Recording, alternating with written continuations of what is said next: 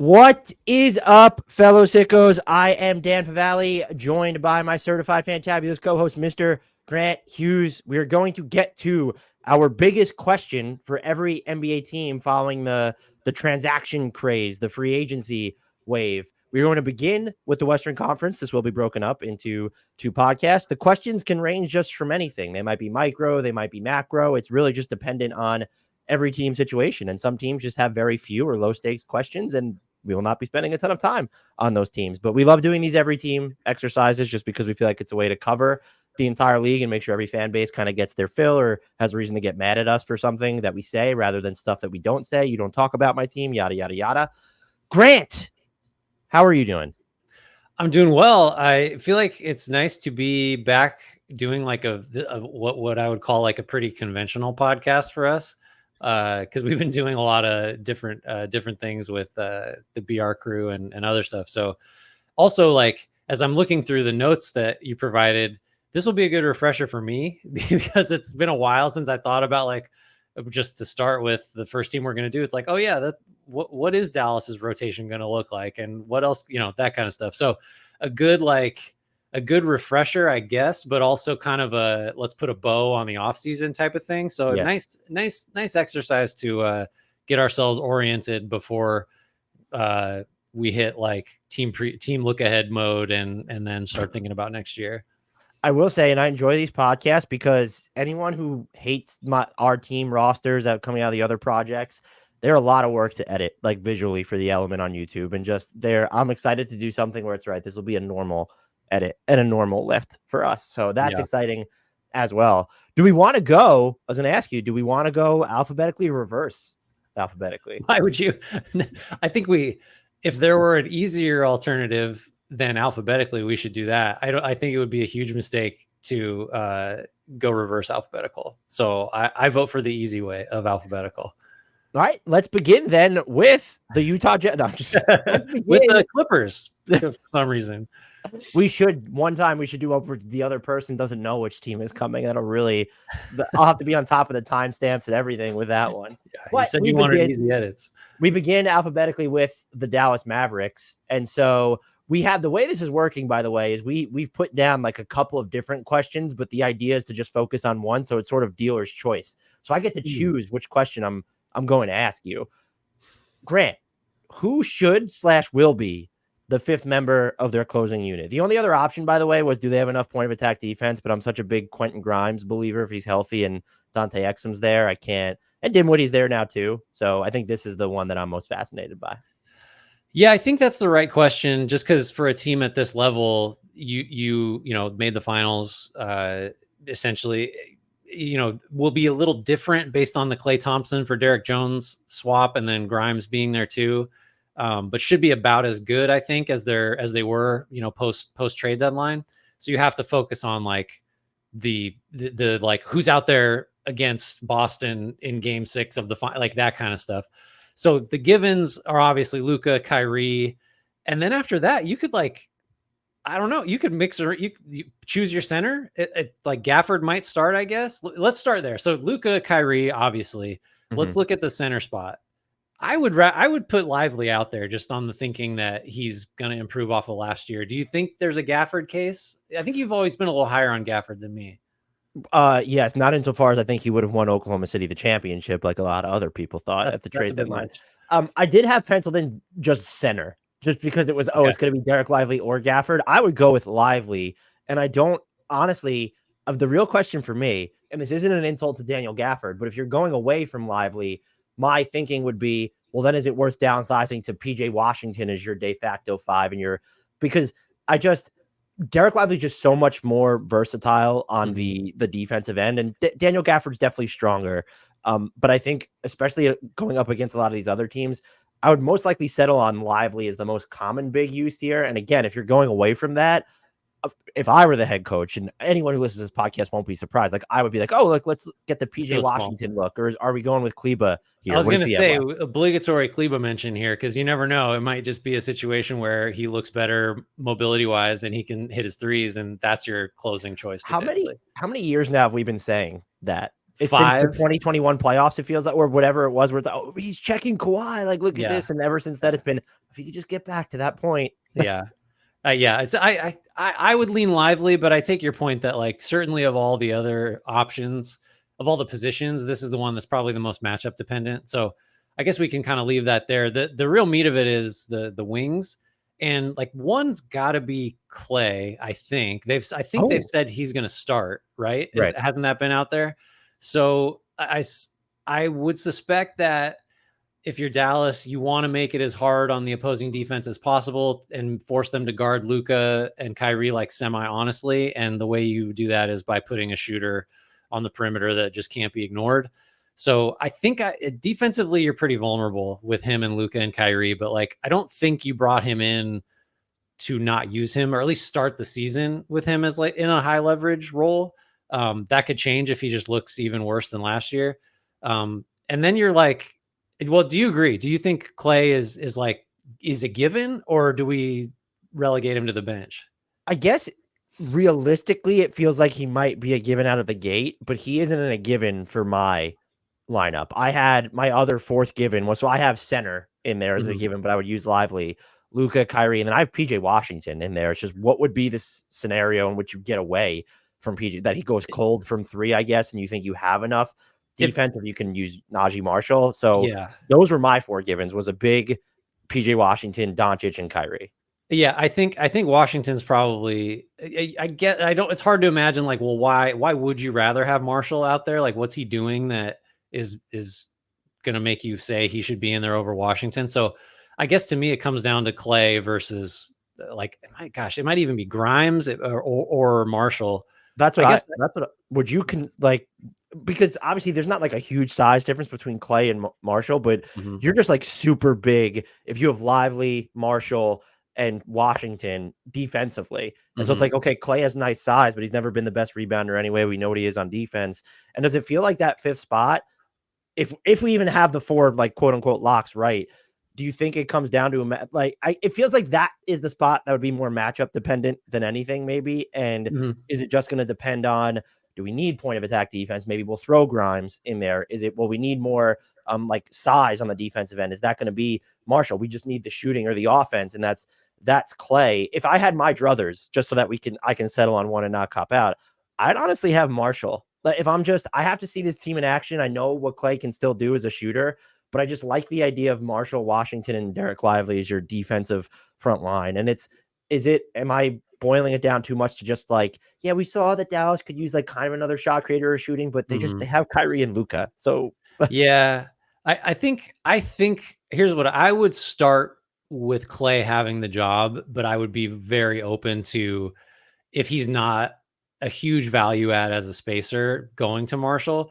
I think what makes me nervous about Marshall and Washington next to the other guy, next to a center, Kyrie and Luka, is that like, I don't know if that's any better than Derek Jones in Washington. In fact, it might be worse. And like, my thought is like, well, it wasn't quite good enough last year, so you should probably try like the, slightly different look of having that spot be a caps lock shooter, as opposed to like another, he might make some catch and shoot threes, but like, Marshall doesn't have, very few guys have Jones's athleticism, lob catching ability, like that stuff. I don't know if Marshall is an upgrade over Jones. Maybe you disagree. I think when you look at the entire package, I think Marshall's the better player, and I trust his jump shot more. But Derek Jones Jr., he has the athletic pop. You can tell him to just go defend these smaller ball handlers in a way that Marshall can't. I think he can handle the change of pace guys just fine, and we've seen him do it. I like him better as an overall player, probably because when you look at what he does offense, the 3-point shooting and volume, I trust it more. Again, it's not high volume, so I totally understand that point. And then just there's more ball skills, whether it's in traffic or kind of the open floor there. But your point is interesting that I guess I didn't consider enough, where it's, well, is there too much, not redundancy, but similarities to where if you're going to change up if you wanted to materially change what you were doing, why wouldn't it just be Clay? And so I do agree with you that I think there internally to begin, the answer is Clay. I'm just not sure if that's going to end up being the best answer. Yeah, I think that's where I land too. And it's just a question of like, which of those other sort of negotiable guys looks the best, and that's going to change over the course of the year too. Like it's very unlikely that Clay goes wire to wire. I was like, yeah, that's his job for sure. Like he's going to have rough stretches. Marshall will too. Washington might. So yeah, I think that's the look of it. Let's move to Denver, unless you have anything else on the Mavs here. We got some good options here. I guess I'll pick the one that I'm most curious to hear your thoughts. And I think this is kind of there's quite a bit of depth to discuss here. So should the Nuggets be prepared to steer out of the youth movement, which refers to like the 17 young guys they have on cheap deals that presumably made them feel okay about losing KCP for nothing? Should they be prepared to steer out of the youth movement at the deadline?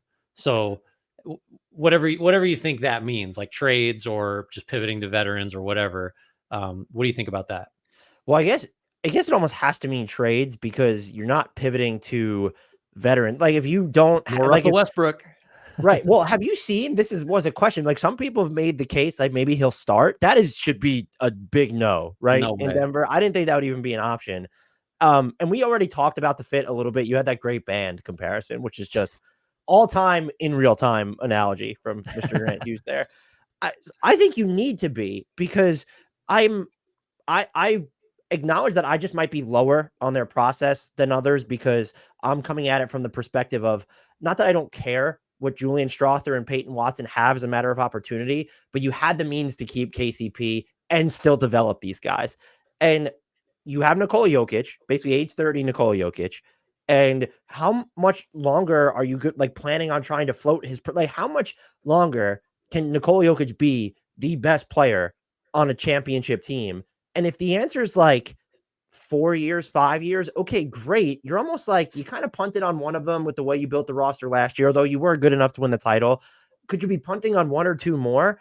And I think this comes down to the three players it comes down to, especially now that Day'Ron Holmes suffered the Achilles injury and is going to miss the year, is what are you getting from Christian Braun, who should be elevated to the starting lineup? And if he just doesn't develop as much on the offensive end, well, then it's how do you pivot from there? You might have internal answers to where could Julian Strawther start? And we have the idea of the motion shooting element from him. And we've seen, look, before he got injured last year, he had some real moments. And then it's also, I don't really know if Hunter Tyson's going to get an opportunity, but it's what does Peyton Watson become specifically again on the offensive end? And so if you don't get the requisite, and I think you could make this argument that KCP, well, we know he dropped off a little bit offensively, but you can make a case that they weren't getting enough offense or floor spacing out of that spot last year. And so you have a player, whoever you're starting or all of your options, and it's just not working and it's hamstringing your offense without there being this huge defensive benefit.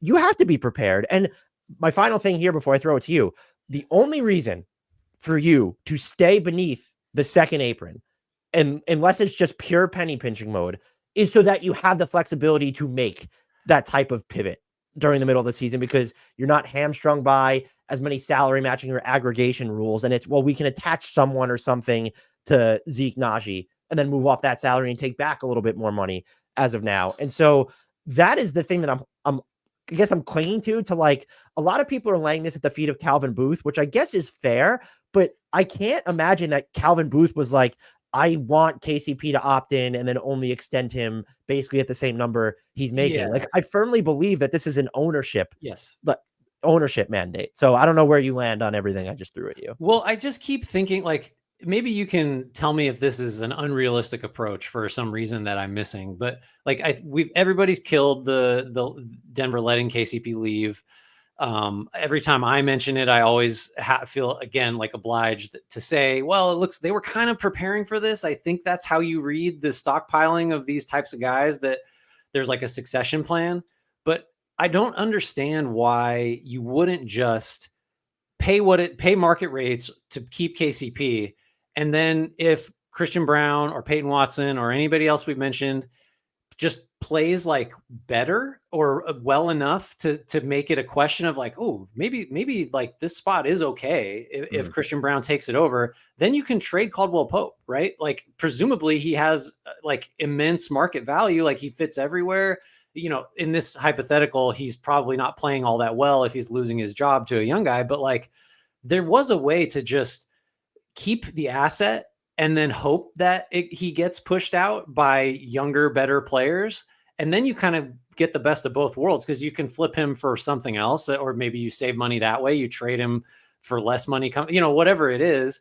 And then you're just in this position, except, you maybe have the opportunity to have Caldwell Pope. Like that's so like, why not just do it that way? Why not just keep him and then kind of figure it out in 6 months? That's a great question. And I will say, I think people will push back. I'm about to defend, I'm about to debunk that, but people push Okay. back and say, well, it's harder. You can't guarantee that he'll be movable or that you're going to be able to, let's say, duck the second apron specifically or take, but can you find someone who will send back less money for KCP and have that flexibility during the middle of the season? The answer is yes, you can. You look at the new trade. If you're dealing with a non-tax team or a team that's below the first apron, so KCP's number falls in this range where it's basically whatever salary they're sending out. If you were dealing with a team below the first apron, as long as they have $7.5 million below the first apron, that's the money they could save you right off the bat, like for trading for KCP, because he falls into that $20 to $29 million range.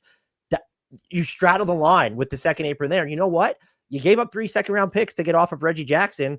You could have tried to grease the wheels of a Zeke Najee salary dump if you were that concerned about it during the year. So I'm with you that it's, even if you believe that they were planning for this and that this was kind of the natural progression of events for them, I don't understand why they didn't preserve the asset here. I'm not saying they like there's also a chance that you might have just gotten a first round pick for him on this exact deal. I'm not guaranteeing it, but if there was like a flexible contender or a team that's better than expected, it might not be a great first round pick, but you would have gotten something for KCP in addition to shedding immediate salary. Yeah. And I want to be like, that's why I'm kind of phrasing it as like, what am I missing? Because I know that I certainly fall into the like preserve the asset. I say it all the time just because like you're almost, unless it's like a Ben Simmons situation, you're almost never like really stuck with somebody or Zach LaVine or whatever. And we're not talking about a player like at that. You don't preserve the asset if it's a $200 million contract. That's not what that is. Like, yeah. But at this level, I do think it applies specifically of like, it would have cost you, say it cost you 20 million or 25 or whatever. Like, you're going to be able to move KCP on a 3-year deal that as the cap goes up, just like in 2 years, are you kidding me? Like that's going to be making nothing compared to today. So I wanted to make sure that I'm not just defaulting to the preserve the asset question, but this is just such an applicable case for that like line of thinking, I believe. Yeah. And I'd be curious to see, I think that they should be prepared to pivot. Absolutely. I don't know that they are just when they're kind of dealing with the realities and just the way that the KCP stuff unfolded. I'm sitting there looking, maybe they find a taker for Michael Porter Jr. at some point, but like Aaron Gordon's extension eligible right now. And they're already planning apparently on maxing out Jamal Murray for some reason, just considering him a no-brainer max guy. And just like, so now you're getting into, well, is that gonna, like, who on the roster are they viewing? The Dario Saric, they signed him the mini mail. That's going to be the Aaron Gordon replacement. And I'm obviously being over the top with that, but it makes me nervous with the way this unfolded about how they're going to handle some of these other situations moving forward. Yeah. Our next team, Mr. Grant Hughes, as we continue this trek through the alphabet in the Western Conference. I'm in the Eastern Conference right now, so I guess we're already off to a banger start. The Golden State Warriors. 3 questions here. So, I mean, this is the one that's going to become dated the most, so I'll phrase it more generally.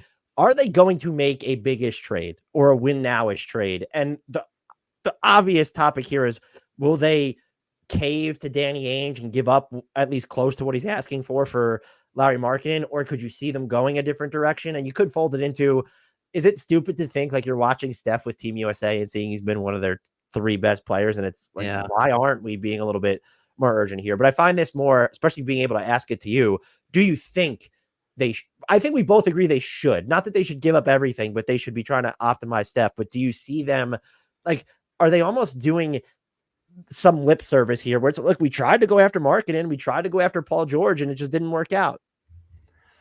I think their interest in a big trade is legit. I think it's real, and I think it's justified. We agree there. I just, every day I feel like I change my opinion on the Markkanen situation. And like, I wonder if the Warriors are actually pretty confident that they're going to get him, and they realize that Utah actually has a little bit of a time crunch because like Markkanen could just not sign anything. And then he's an expiring contract, and they're, looking at, pretty significantly diminished return packages. Probably. I know like an analogous situation is Pascal Siakam last year, and he got a decent haul from Indiana for Toronto. But like, it is worse for Utah if Markkanen is either not traded or extended, right? Like just from an asset perspective. So the Warriors, I think, can be a little more patient. Obviously, the expiration date on that patience is August 6th when Markkanen can extend, or the deadline to extend and then still be able to be traded. I think they will make a trade. I think there's a good chance it's Markkanen. I think there's no chance it's going to be Pods, Kuminga, 3 firsts or whatever. Like, it's not going to be the whole deal.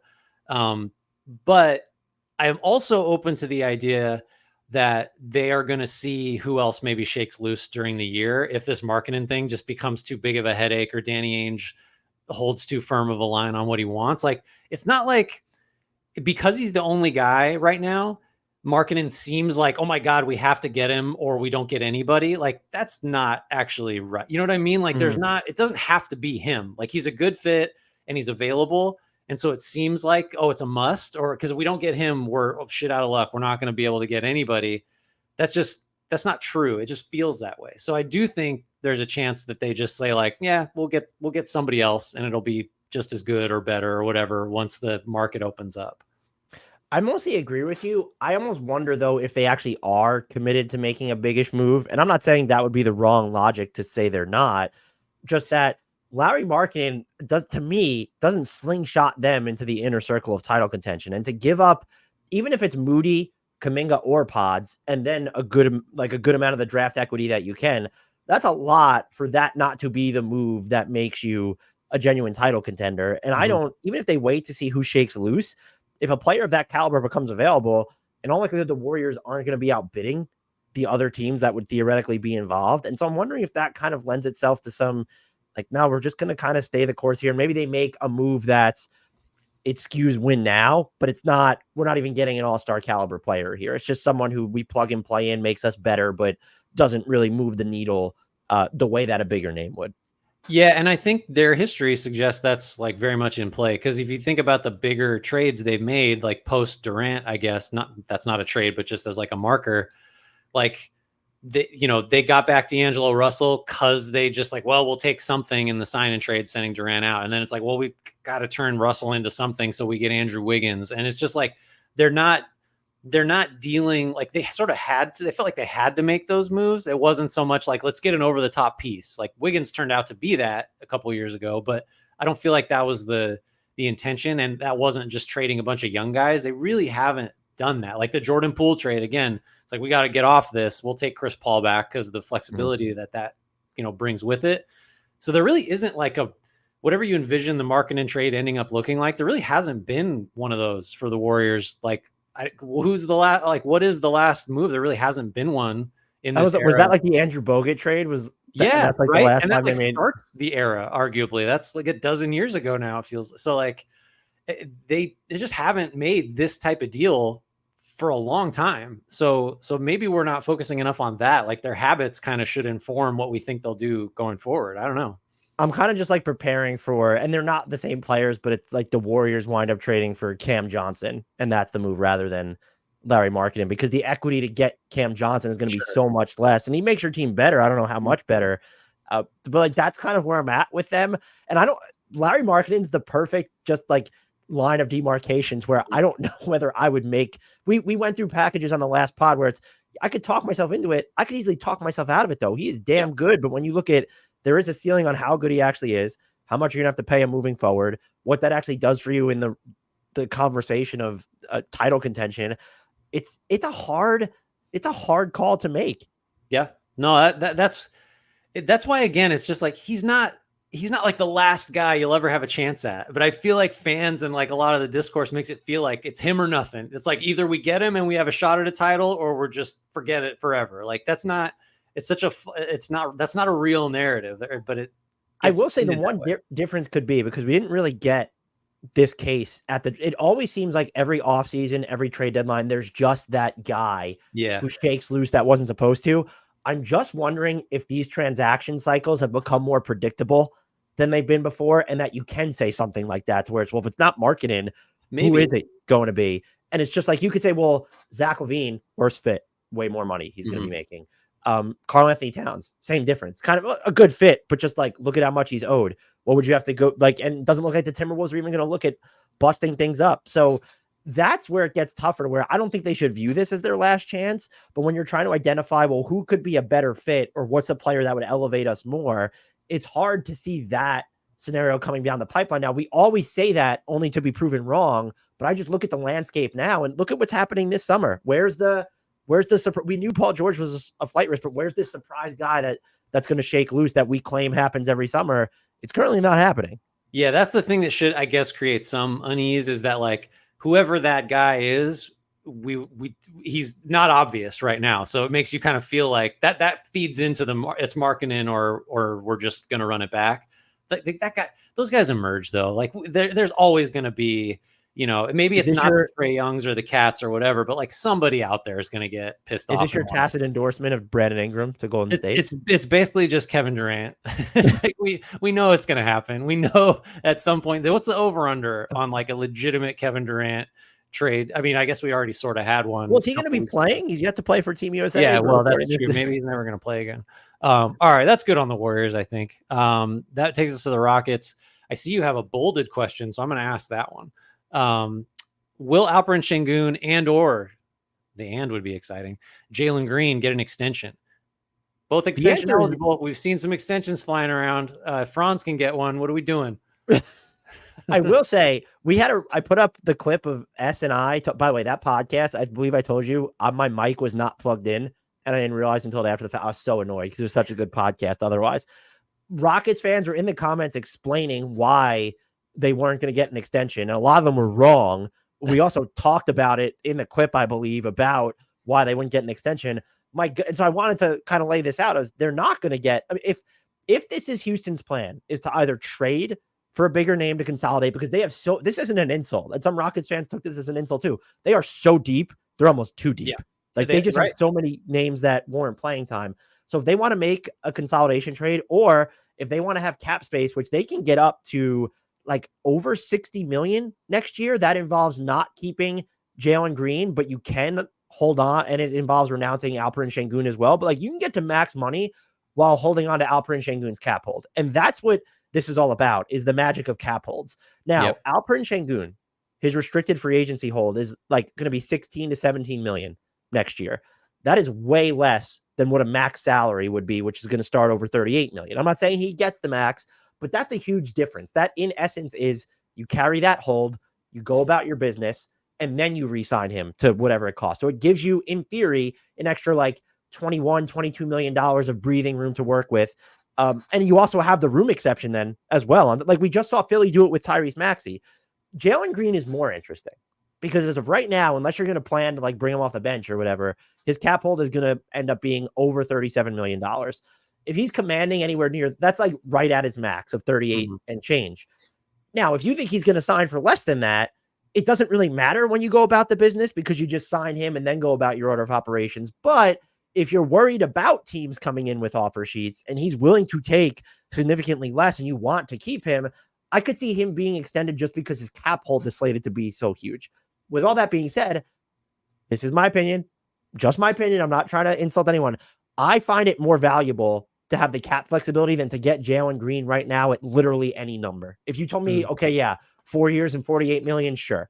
Do I think he's a better player than that? Absolutely. But if I'm the Rockets, looking at who I already have in place, looking at what I have the ability to do moving forward, I'm probably not extending either of these guys. If Sengun comes in, it's like, I'll take $20 million a year, just jump on it. Yeah, for sure. But he's not. And so they're not going to extend these guys, would be my prediction, because they want that flexibility next summer. And it's also, they might want that flexibility in season of, if there is a trade or a target that we like, they are so much harder to move if they are extended and you're dealing with the poison pill provision. And so the Rockets are, I'm not saying they played the patient approach this offseason. And so people could say they want to see all of these guys develop together. Yeah, sure.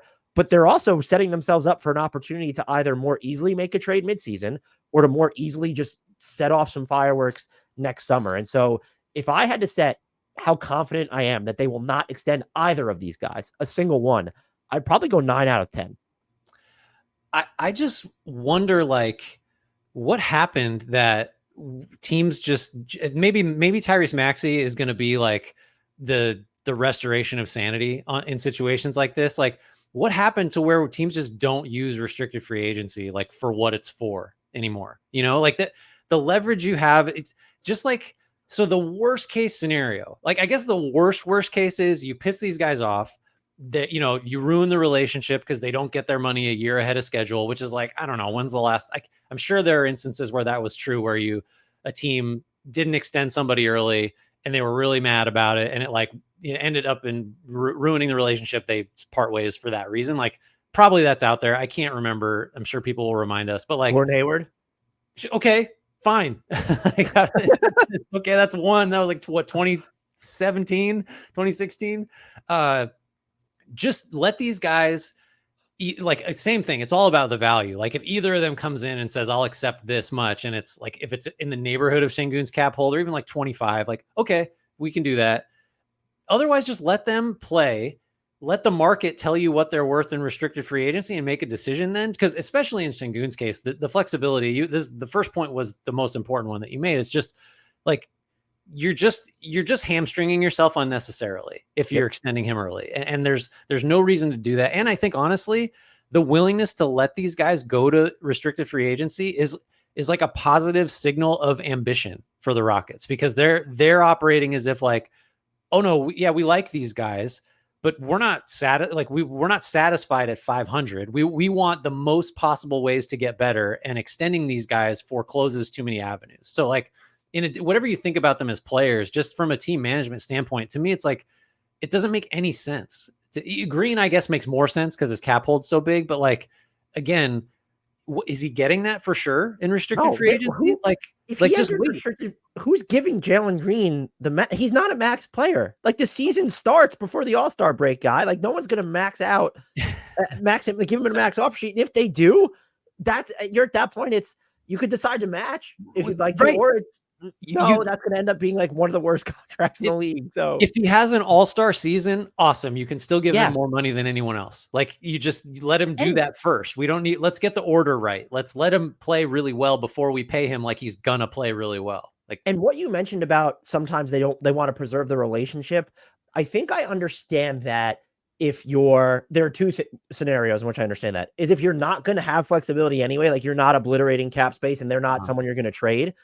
And then two, if they're just kind of this no-brainer, or rather if they're not a no-brainer max and there's like, you're getting a number that you're comfortable with and you see them making more by waiting. But if it's a matter of like, if Jalen Green wants $30 million a year, that's not a no-brainer contract for the Rockets. Again, super talented scorer. I don't actually mean to, deprecate how good he is, but like, that's not an easy right now. If you want to be at that level, go through next season. And you mentioned Tyrese Maxey.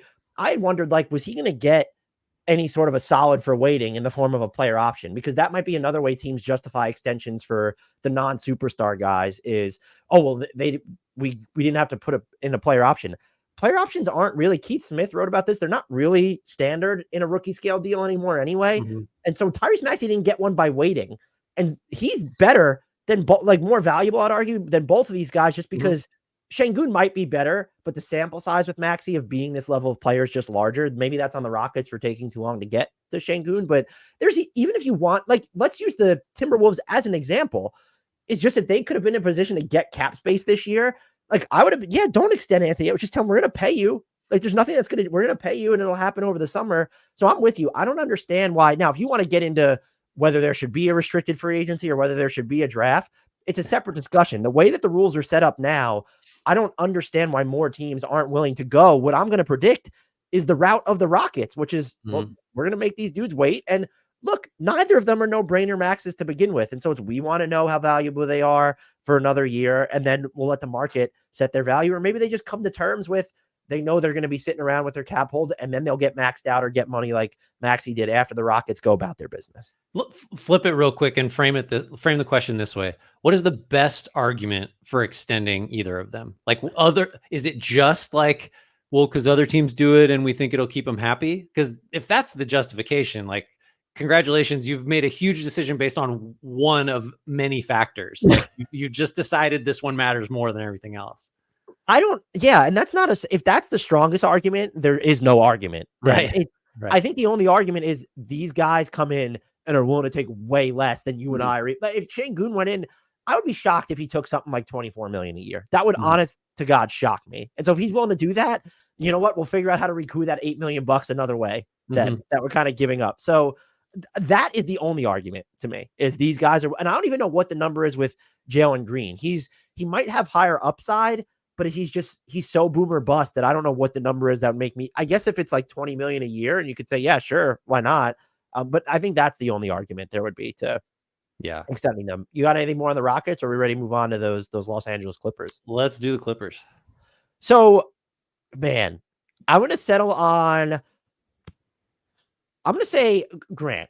Is the backup center plan really just Mo Bamba, Kai Jones, or maybe downsizing with Nick Batum, or is PJ Tucker actually going to play at the moment? I had other questions here, but like, what's the game plan at center behind Ivica Zubac? There's like, you got to find like between 15 and 21 minutes a game of more center play. I think much to your delight, the plan probably has to be some pretty undersized lineups. Like my first thought was like, I think Batum might play like a fair amount of center. I mean, the older and slower he gets, like, he's pretty much a straight 4 now. So like, what's one more move up the positional chart? Yeah, I don't see Bamba playing, a ton of high impact minutes. By Jones default, might not even be on the roster opening night too. Yeah. Like that. I mean, I wonder, like, at least like if you go say Batum at the 5, Derek Jones at the 4, Kawhi 3, I don't know, Harden and Dunn, or Harden and Powell, or whatever, Harden and Mann, like, I don't know, it's kind of fun. Like, at least I think there's some, there's enough size and length elsewhere in that hypothetical lineup to kind of get away with it. But yeah, I mean, Zubac can't play 48 minutes. I think, you're going to get low 30s tops probably out of him. Like, I don't think anything more than that's realistic. So I think of the options that are on the roster now, it's got to be more small ball. I don't know what else. There are other choices. They don't intrigue me that much. It makes their decision to move on from Paul George even more fascinating. Mm-hmm. Just like if that's where maybe there's another move to be made there, but this team it's very confusing. I feel like it has the potential to be really good defensively. You bring in Chris Dunn. If Kawhi is healthy, you have a bunch of other guys, I mean, on this roster that are going to give you, Zubac is a pretty good defender at his position. You brought in Derek Jones Jr. So there are things you can do, but I don't understand right now the theory of them on offense. It almost just feels like James Harden circa Houston Rockets. Like, are we going to see a lot more of those types of lineups and setups with them? Because Kawhi, if he's healthy, sure, that's another secondary guy, but I'm not banking on Kevin Porter Jr. or Bones Highland or even Chris Dunn really elevating the offensive structure of this team. Yeah, and I got kind of excited when you mentioned the James Harden Houston setup. Like, oh yeah, just like get Tucker out there again at the 5, or use Batum or whatever. But it's kind of like that only worked because Harden, like, no one could stay in front of James Harden. Like, right now it's like, so he's gonna dance and shoot a step back 3 with 4 other guys also outside the 3-point line, and you're never gonna get more than 1 field goal. It's like it's gonna be tough. I mean, I think it's fair. Obviously, the Clippers got worse, but I think their real downside is like they don't have a theory of how this is going to work without all of their main guys in the starting lineup healthy. Zubac, maybe this is the point. Zubac is way too important to this team. He's really good. Like, I think he's a top half, like, starting center, but that's like, you just can't have your entire identity depend on like how can he give us 82 games of 30 plus minutes. Yeah, I don't know where to put this team. I haven't looked at their over under yet for when we eventually do that. I don't understand what the Clippers are going to be at all. I mean, the downside potential is enormous.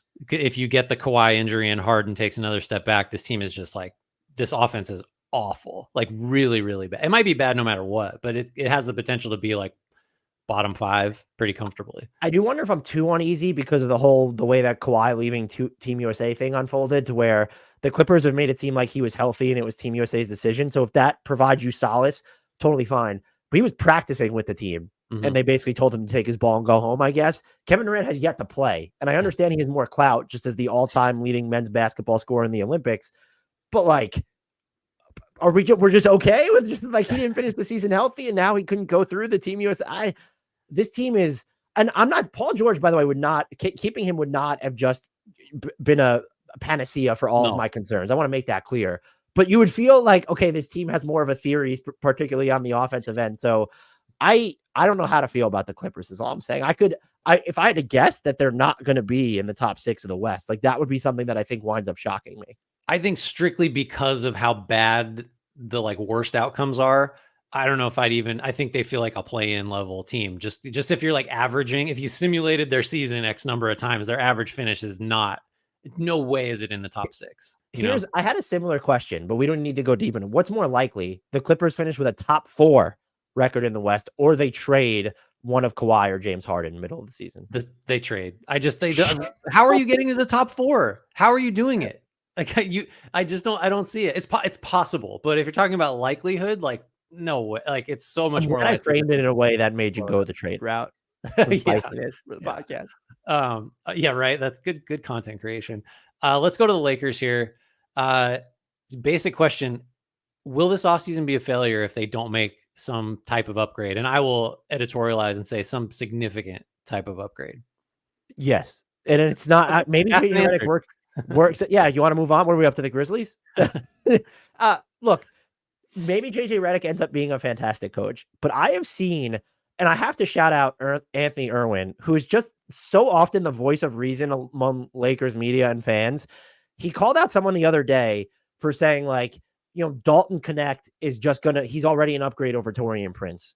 And that's how they were looking at it. And it's okay, maybe, but you don't just bank on a rookie coming in and being an upgrade over someone who is a proven 3-point shooter, probably too adventurous sometimes on offense, very inconsistent on defense. I understand he wasn't good. You don't just get to say that Dalton Connect is going to be more valuable, better for your team than Taurean Prince. You don't get to say that. Yeah. And I think that's fair. And you look at what they've done this offseason, you have Dalton Connect, you have Bronny James, who I imagine won't be spending a lot of time with on the court for the actual Lakers. What have you done? And you don't get to also say, well, Gabe Vincent and Jared Vanderbilt will be healthier. Okay, great. I will give you that. You know what's probably not going to happen? LeBron James and Anthony Davis probably aren't going to be on the court for 2,400 possessions together, because that is by far, I believe, the most that they've played since they were with the Lakers. You don't get to bet. LeBron James is going into his age 40 season. Anthony Davis always seems like he's dealing with something. You've now seen how good these two still are from last season into the way that they're playing and their level of importance with Team USA, and you've done nothing. Mm-hmm. And if this whole LeBron taking a pay cut, to which I'm not counting, he took a pay cut. That's something him and his team get to rest their laurels on, and it's true. But to do what? Like, you still could have just made a trade and shaved that like you could have aggregated and just made sure you finished beneath the second apron. So it seems like, and if anything, it makes them look worse, because you had LeBron take this pay cut. You championed, look, we're under the second apron. There's going to be not as many restrictions for us. And then you've done nothing. And look, there's more offseason to go, but that's the question here is, one, will it be a failure if they don't do something substantial? The answer is yes.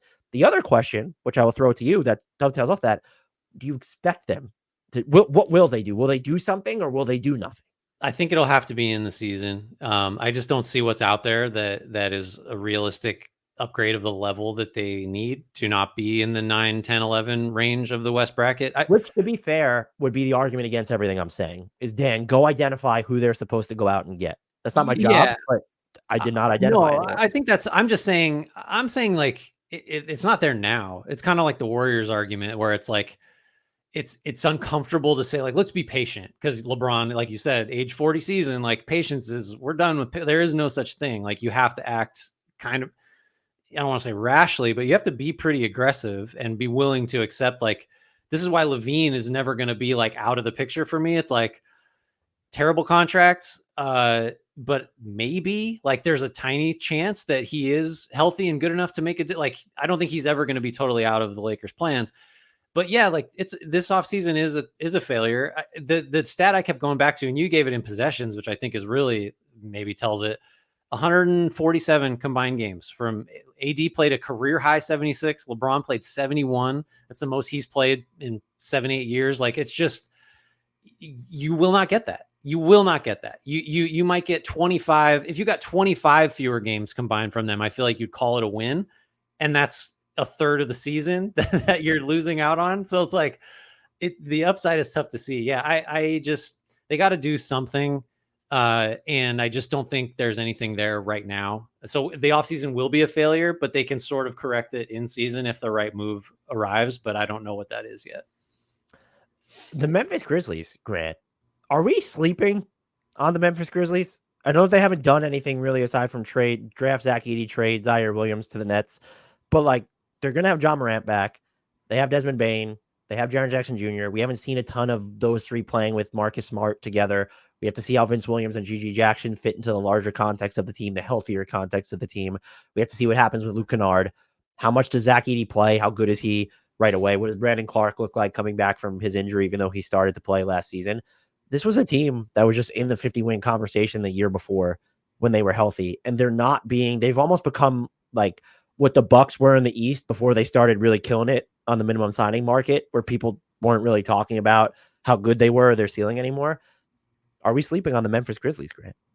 We certainly are. And I think it's just, I don't know. I keep framing this in my mind as like, what other than like, if you just say like, well, they're going to get hit by a ridiculous like string of unlucky injuries, John Morant's going to get suspended, like all this other stuff. Like if you just say they're going to have a normal health year for, you know, all things considered, like even if you price in like Marcus Smart's probably going to miss time, you know, Morant might miss a few games. Like there's definitely like normal injury risk priced in, but if you just assume they're like, you know, the 15th unluckiest team in the league for injuries, as opposed to the 29th or 30th, like, why isn't this team going to win 53 games or whatever? Like, they have enough guys that are still the arrows up. Like the John Morant arrow, talent wise, like in terms of where he's at in his career, maybe he's topped out because of the athleticism stuff. Guys like him are going to have early peaks, I think, but he's at his peak, or maybe could still get better if he could shoot it. Bane, peak or still going up. Jaren Jackson Jr., wildly inconsistent as a shooter, like could stabilize there, still young enough to get better. You know, Vince Williams, Santi Aldama, guys like GG Jackson, like a lot of arrows up. And this is coming from a team that a little bit different, but was a 50+ win team. I don't understand why they're not. You can have your top four in the West. I get it.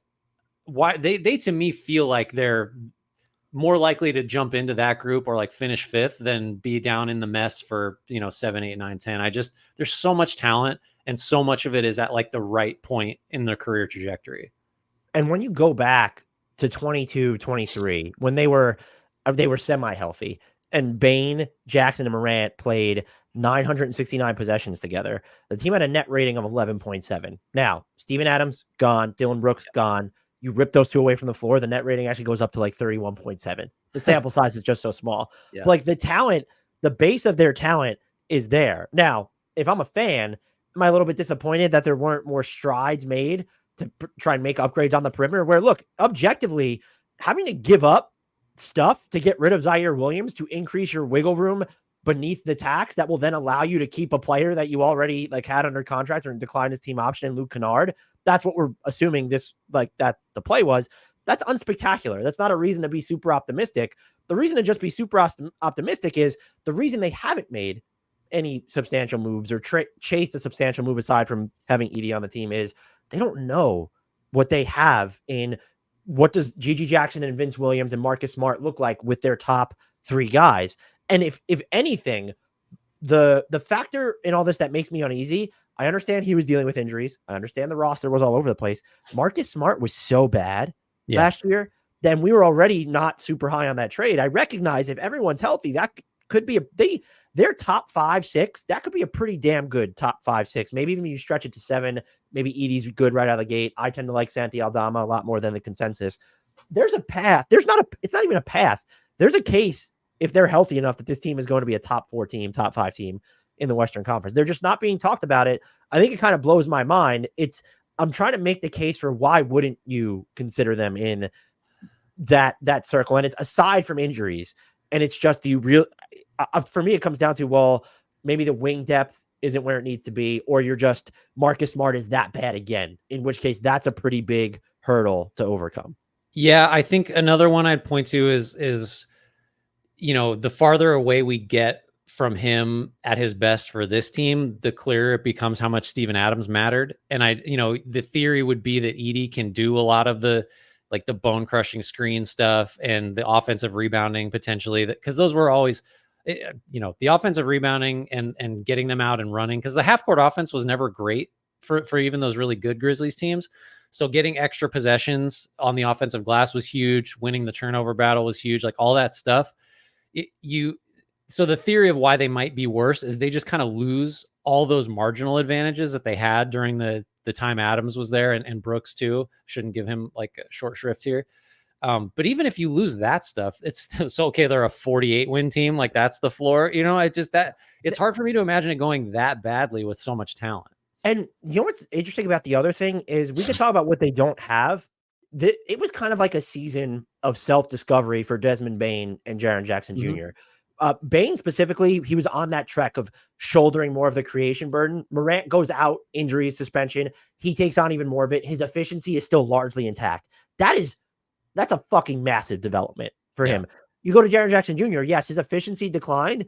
His isolation frequency also basically tripled. Right. Totally different player. Like had to do completely different stuff last year. And so now they know more. If they can figure out how to fit that version of themselves into a better version of the Grizzlies, where it's just, well, Ja Morant is here, that changes so much for them on offense, which I think you look at this team and I don't really know where they're going to land at either end of the floor, but I feel more confident in them having what could be a top tier offense during their best minutes. That's not reliant on offensive rebounding or drawing fouls necessarily than I have in quite some time. And I think a big part of that is just the level of experimentation and just development by fire that Desmond Bane and Jaren Jackson went through last year without Ja Morant. Yeah, I agree. All right. That takes, I almost did it. I almost bad alphabeted. I almost skipped right past. Did I list it wrong, or was it your fault? No, it was my fault. I just was going to jump right to the Pelicans, but we're not there yet. The Minnesota Timberwolves. I have 0 questions for them aside from the one that's listed, by the way. I think it's a good question because it's kind of important. How big of a role will Rob Dillingham play out of the gate? And then maybe we can even expand it to like is he going to be like a rotation guy for sure by season's end? Because that would inform like, do they need to make a trade? So I will say it does seem like, because you don't make that trade unless the front office and coaching staff are in lockstep with how important he's going to be. And there's no, like in Denver where Michael Malone had some of these alternatives, you don't have I guess we play Nickeil Alexander-Walker as a backup point guy, or does Chris Finch use Joe Ingles in that role? Like they don't have that. Club is not in his bag. And so you almost have to play Dillingham at least through the regular season.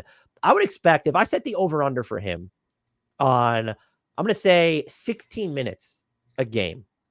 Are you taking the over or the under on that? I'm taking the over, and it for their sake, it better be the over. Like right? Because otherwise, like you just look at what they did this, like I don't know if you're half joking, but like Ingles really might be on the ball like a fair amount, just because he's got the reps in the pick and roll with Rudy Gobert. Like that, maybe that's a workaround where you don't have a conventional point guard, but you're achieving what you want, which is like some rim gravity, and then you can spray the ball around. But Kyle Anderson's also gone, and Monte Morris obviously is gone. So it's fair to say they are at a playmaking deficit relative to what they had last year.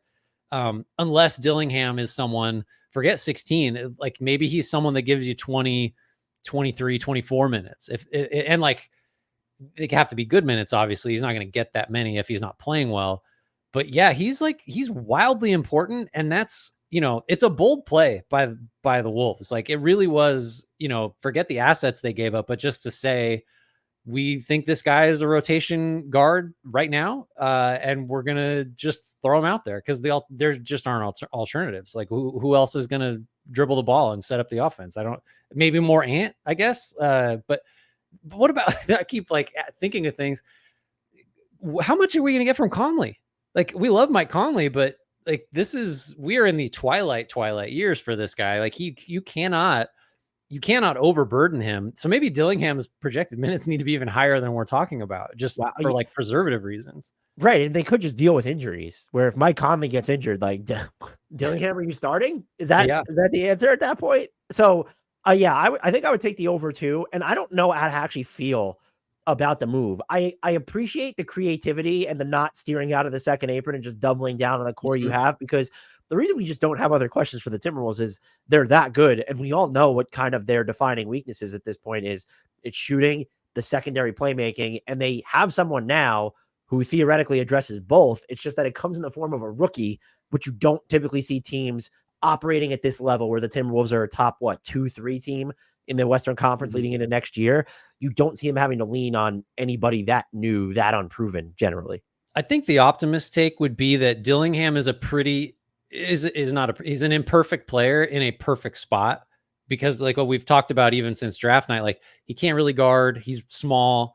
The Wolves have what it takes to compensate for all that stuff, so he can just be good at the things he's good at. Like he really is. I guess that's a way of saying like I get it. I get the gamble, because this is got a guy that like on another team, I don't think you should feel good about him being a winning player. As most rookies, you shouldn't feel good about them being winning players, but like him specifically because of his weaknesses. But Minnesota really is like just perfectly equipped to just hide those and let him do what they desperately need him to do, which is run the offense. The other two things I've thought about, it's a plus and a negative to me. On the plus side, I don't think that people have talked about the off-ball gravity that he should have. I think that I've seen a lot of people compare him to Kobe White. If he has that type of an off-ball impact as a shooter, that opens up the offense for Minnesota's main players when you're playing with them. Now, potential downside for me is a lot of people think that his shot creation and the looks he's going to hit, the space he generates, that will translate. I didn't see enough of him. I'm not going to say whether I think it will or not. I don't know if Minnesota has the requisite spacing around him to where you're going to be able to get, like, he might just have a tougher time generating his own shots or working inside the arc. And that I'll be curious to see how that's handled. Does it help that he might be spending a lot of time with the second unit? Does it hurt? Yeah. Because what is like the Timberwolves shooting on the second unit is not noticeably better than it is in the starting lineup. You could just say, okay, Rudy Gobert won't be on the floor. We'll have Naz Reid and Karl-Anthony Towns, or just one of those. So you can game it that way. That's a concern I have, where it's never mind whether what he does best can translate. Let's look, it probably can translate, but is he in the offensive environment to where it's going to be able to translate close to that level right from the jump?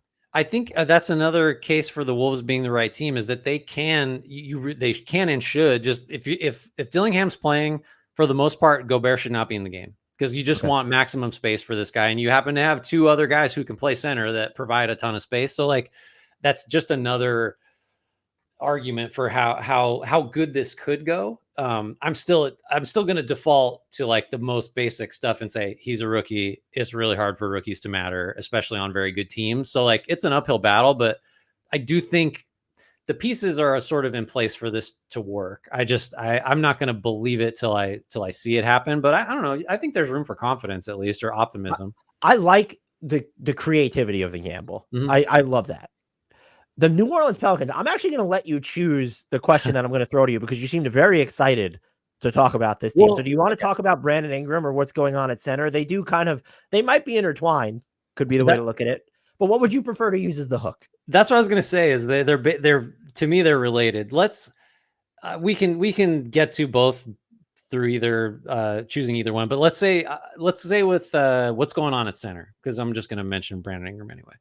Daniel Theis is super important. That's your question to answer, though. What's going on at center, Grant? No, I mean, it's the most glaring positional need of almost any. Maybe there's one or two others of any team in the league, because Valanciunas signed with the Wizards and Larry Nance went to Atlanta in the now I can't even think anymore. He's in the DeJounte Murray trade. In the DeJounte Murray deal. I was going to say that, but then I was like, vacation mode. You saw that Hawaii trip coming up. How does that work? Yeah, he was, dummy. Like, so no centers. What is it? Yves Missy, the rookie, I think, is penciled in there. Is there somebody else on the depth chart? I just want to make sure before we. Yeah. No, you have Theis and Missy. Like that's who you've got. So. Like, I actually like Theis as a backup center. I think he's, I don't know. I've kind of always liked him more. I still view him as like the 2021 Boston Celtics Daniel Theis, or somewhere around there, where it was like he was going head up with Bam Adebayo in some playoffs. Some moments against Team USA on Monday too. I think he's a fine. If he's your backup, you're fine. He can't be your starter though, I don't think, and that cannot be the intention here. So they have to find. I don't know. Should we just say Miles Turner's name? It's not on the table anymore, but like, I feel like we just have to. It's like the Toronto pick protection stuff. We have to bring it up. Ideally a shooter, impossible to find those especially with the resources New Orleans has. So it's just a Brandon Ingram trade that gets you the center. And like Jared Allen is the name that won't go away. That'd be great. It wouldn't be perfect because Allen is just going to be kind of Valanciunas-y minus needing to post up. But yeah, so what's going on at center? They don't have one, and they probably won't until they trade Brandon Ingram. And even that is probably not going to return your ideal big for this roster. That's, again, just have to be kind of weirdly built because Zion's on the ball all the time. Like, that's the way you should play. Yeah, and look, part of the problem with Ingram too, aside from how tough he can be to fit into like the larger context of an offense, he wants the 4-year, $207.8 million extension that he's eligible for. And so teams that are looking at him already at $36 million for next season, they're factoring that in to whatever they're willing to give up for him, to where it's, well, he wants this money, we're going to have to pay him. And then the other challenge here is, as of right now, and this is, they still have offseason business to go about, they're like basically $1 million away from the tax line. And so that's going to be, New Orleans is not going to pay the tax. Their fans have been in our mentions saying they're going to pay the tax if they're good. I'll believe it when I see it. That's where it's at. So that complicates matters as well. And normally you think of it as it's easier to pull off the wing for big trade if you're the team that's willing to give up the wing. Right. But there's just no, and I'm not even trying to demean Brandon Ingram's overall value. There's no just obvious Brandon Ingram team. He's a terrible fit in Cleveland. I've seen that just proposed way too much. Yeah, from New Orleans' perspective, if you can get Jared Allen and there's other salary, yeah, for sure. It makes no sense for Cleveland. I've thought about Memphis a little bit. That might make a little bit more sense, but what are the players you want from Memphis at this point? Brandon Clark, Marcus Smart, you're not getting Jaren Jackson Jr. The Kings and the Spurs are out of the running. I don't know that the Spurs were ever really, but like the Kings aren't going to be invested in that after getting DeMar DeRozan. I don't know what the Brandon Ingram team is. And Atlanta already had its opportunity to get Brandon Ingram and reportedly turned it down as part of the DeJounte Murray trade. So they're in a bizarre spot. And it's, you might get to a point where, okay, does it make sense to close with Zion at the 5? Sure. I will absolutely. It allows you to play Herb Jones and Trey Murphy together more easily. Mm-hmm. Absolutely. To start the game that way, for that to be just like your main crutch, I don't love that for Zion, who's dealt with enough injuries without having to have the burden of guarding centers. And his defense is, I don't want to say it's a luxury now when he plays well, but it's not as just like mission critical. It becomes mission critical if that's just your 5. Yeah. I'm trying to think of because I agree. It's like bizarrely hard to trade Ingram, who has been an all-star, is a really good offensive player. It just feels like I can't remember the last time a guy with his resume and that who's also pretty much healthy, their market has seemed so depressed. Like it just, right. It's kind of wild, right? Like we could have the underrated, overrated conversation. He might be just underrated at this point, although the contract expectation is like a real factor there. So because I also always forget CJ McCollum is on this team. Like what if you threw, would you just take back like Levine and Vucevic and just add 60 whatever million to your books for Ingram and McCollum and something else? Because at least I just what do you do? These are the things you have to consider now, because you just can't find a spot for Ingram. Not that that's a great spot for Ingram. I could not do that if I were the Pelicans. I wouldn't be able to talk myself into that. You don't like DeJounte, Levine, Herb, Trey Murphy? Yeah, Vooch just isn't good enough. That's the issue. Thought about, what if the Lakers were want to include a pick and you get Vanderbilt out of that trade, and then you're looking at do you get Rui as part of that, or you're getting Gabe Vincent if he's healthy? That could be a route, just because the Lakers they need shooting, which Ingram isn't going to provide in high volume, but he definitely gives them shot creation. But do you even like that for because neither of the names I just mentioned are like a caps lock center. Jan Vanderbilt can play that role, but you're going to run into more spacing limitations than you would have with Valanciunas. Your defense will, of course, be better, which is the benefit of going, if you could get a Jared Allen, we'll deal with the floor is shrunk on offense a little bit, but he gives us that vertical spacing, and he's just a terrific defender. I mean, we may be there though, where you have to, as the Pelicans, consider taking back guys you wouldn't necessarily label as impact additions. Because if you're not going to give Ingram this contract, which I think they would have by now, if they were going to meet his ask, you are just running into free agency, and every second he's on the roster this year, his value goes lower. As low as it is now, it can get worse to where at some point it's just literally nobody wants to give up anything for him, because they can just sign him if they want to. I mean, teams with space, obviously, but. Yeah, I mean, you might have to look at that's a much more realistic package than my nonsense Bulls trade. But this is where we are.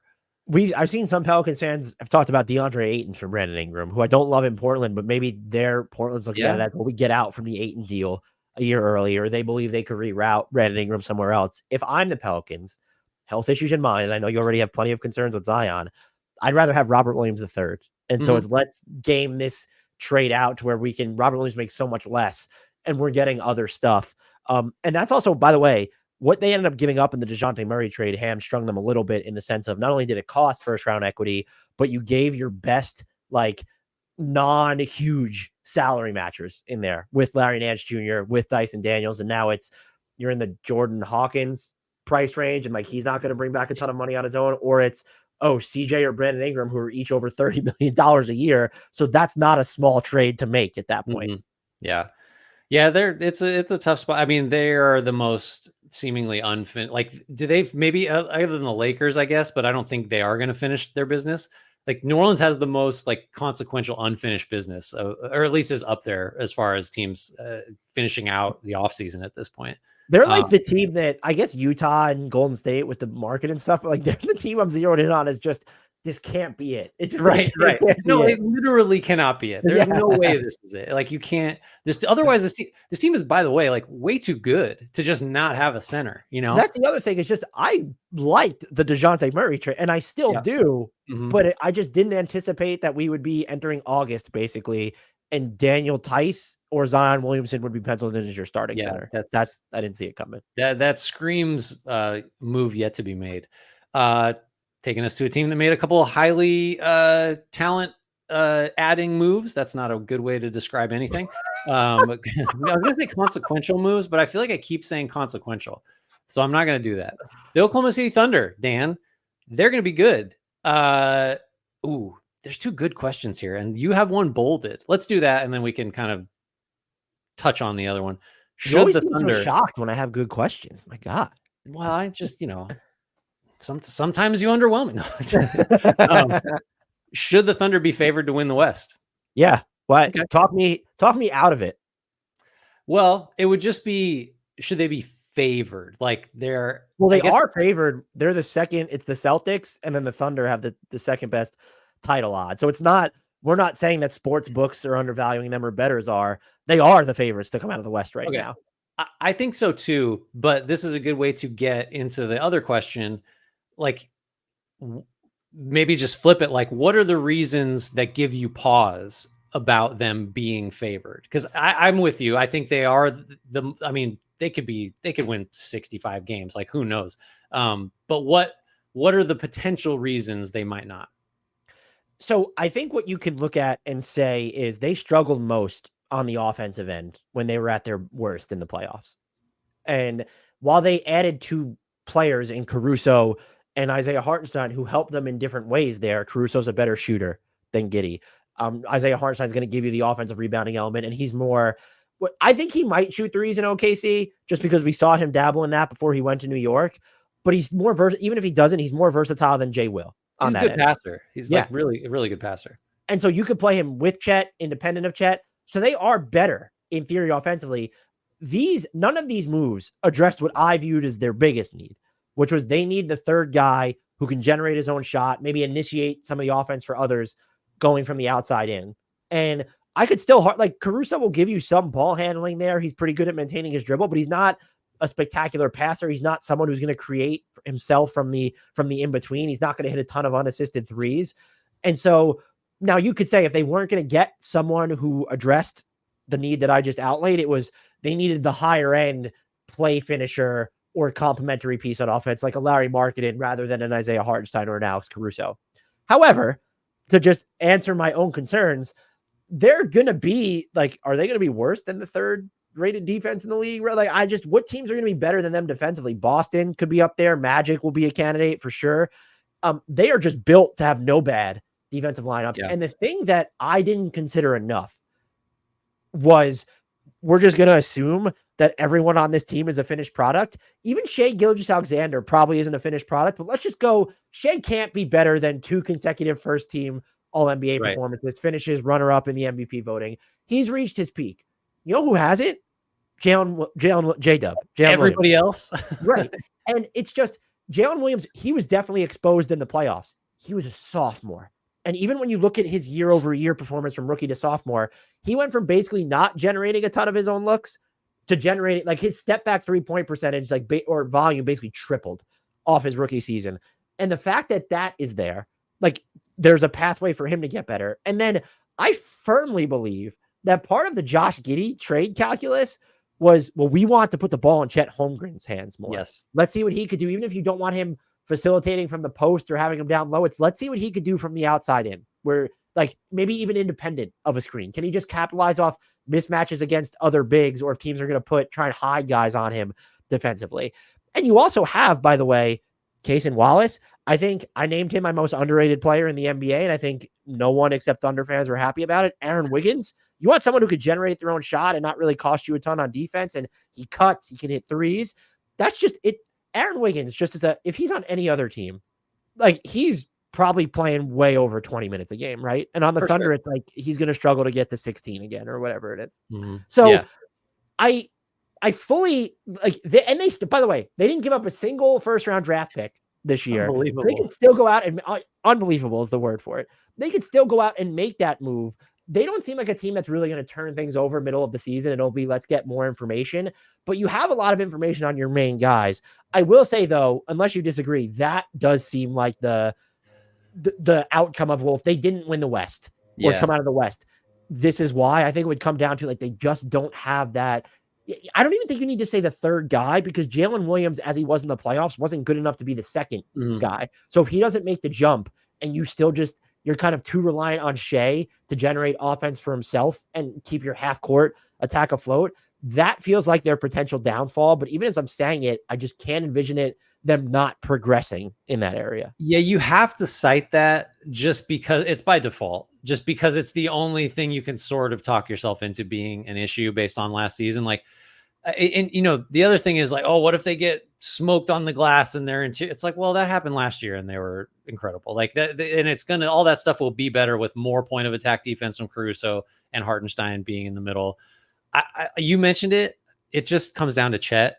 I really think Holmgren's not a 7-foot guy that, like, was asked to play basketball. I really think he is just a basketball player that happens to be that tall, because, like, you see flashes of God help, like, the conventional center that's tasked with being out on him on the perimeter. Cause, like, he actually can put the ball down and not just straight line drive it. Like, he has a package of dribble moves, and, like, he doesn't need tons of space because he's so quick and he can turn and shoot over guys too. He's a way better passer than I think he's been able to show just because of his role.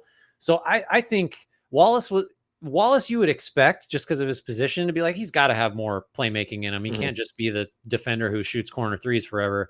I still think it's Holmgren who has the potential to just, like, make these concerns about a third playmaker seem insane. Like, at this time a year from now, like, I really do think we have not seen, and it's not crazy to say because he's played one professional season. Like, we have not seen anything close to what he's going to be able to do offensively. And that's also from a guy that, like, if Wembanyama didn't exist, I would just, like, you'd have to pick Chet as, like, a top. He's always my defensive player of the year. Like, I just think he has that kind of ceiling too. So I think, we had to pick a why not, because I phrased the question that way. But, like, even the why not of, like, oh, their playmaking is not great. I think Holmgren could just average a ton of assists. What's interesting about them is, because you have Caruso instead of Giddey now specifically, even if Chet Holmgren is not, like, deepening his bag, it's just that driving game, he's going to have more space. There's a shooter there now. Like, Giddey was not a threat. He generated points on 67.2% of his drives. That was not like this.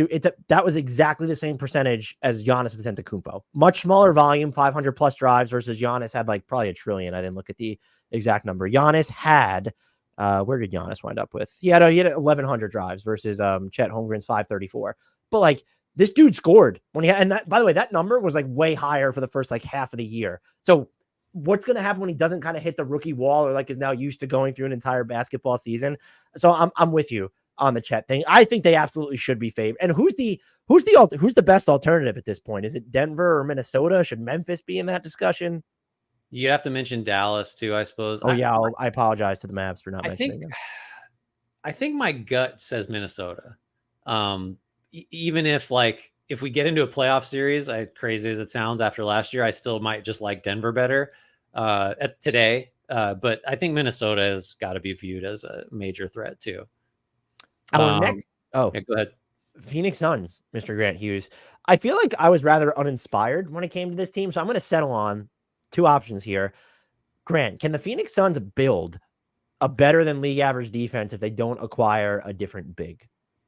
Well, let's start at center. I think that's an uphill battle if Jusuf Nurkic is your center. I know, like I probably dump on Nurkic more than he deserves, and like he has some decent rim protection stretches, and was actually I don't have it in front of me, but I remember being surprised at what he was allowing inside 6 feet.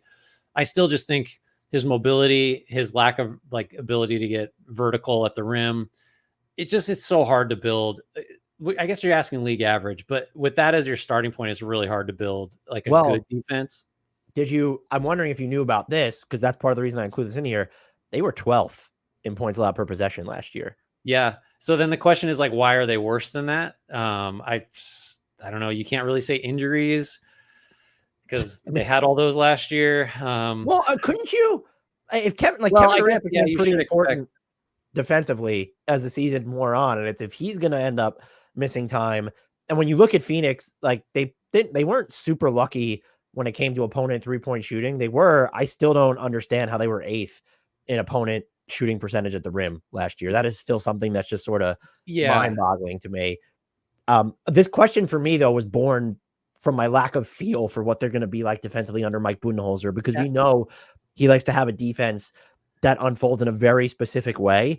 And as of right now, I don't think Phoenix, like it's not Plumlee or Nurkic would not be his big man of choice to run that type of a system, even knowing that Brook Lopez was not Brook Lopez when he was in Milwaukee initially. Well, I mean, I think like they are and they aren't, like, because Budenholzer likes to just have his big guy drop, and then with Lopez, just trust him to contest enough shots or floaters or play the 1-on-2 pick and roll defense. Like, but Lopez is, you forget how much bigger Brook Lopez is than even someone like he just takes up more space than Nurkic does. It seems like he's got a longer reach. Like certainly his deterrence at the rim is historically been greater last year, notwithstanding for Nurkic. Again, I don't understand the rim defense stuff either for him. I guess like the Budenholzer part of it is like, you really have historically been able to bank on him just having a system in place that you win the math game. You figure out how to limit the types of shots that teams want to take. I don't know. I forgot they were 12th last year.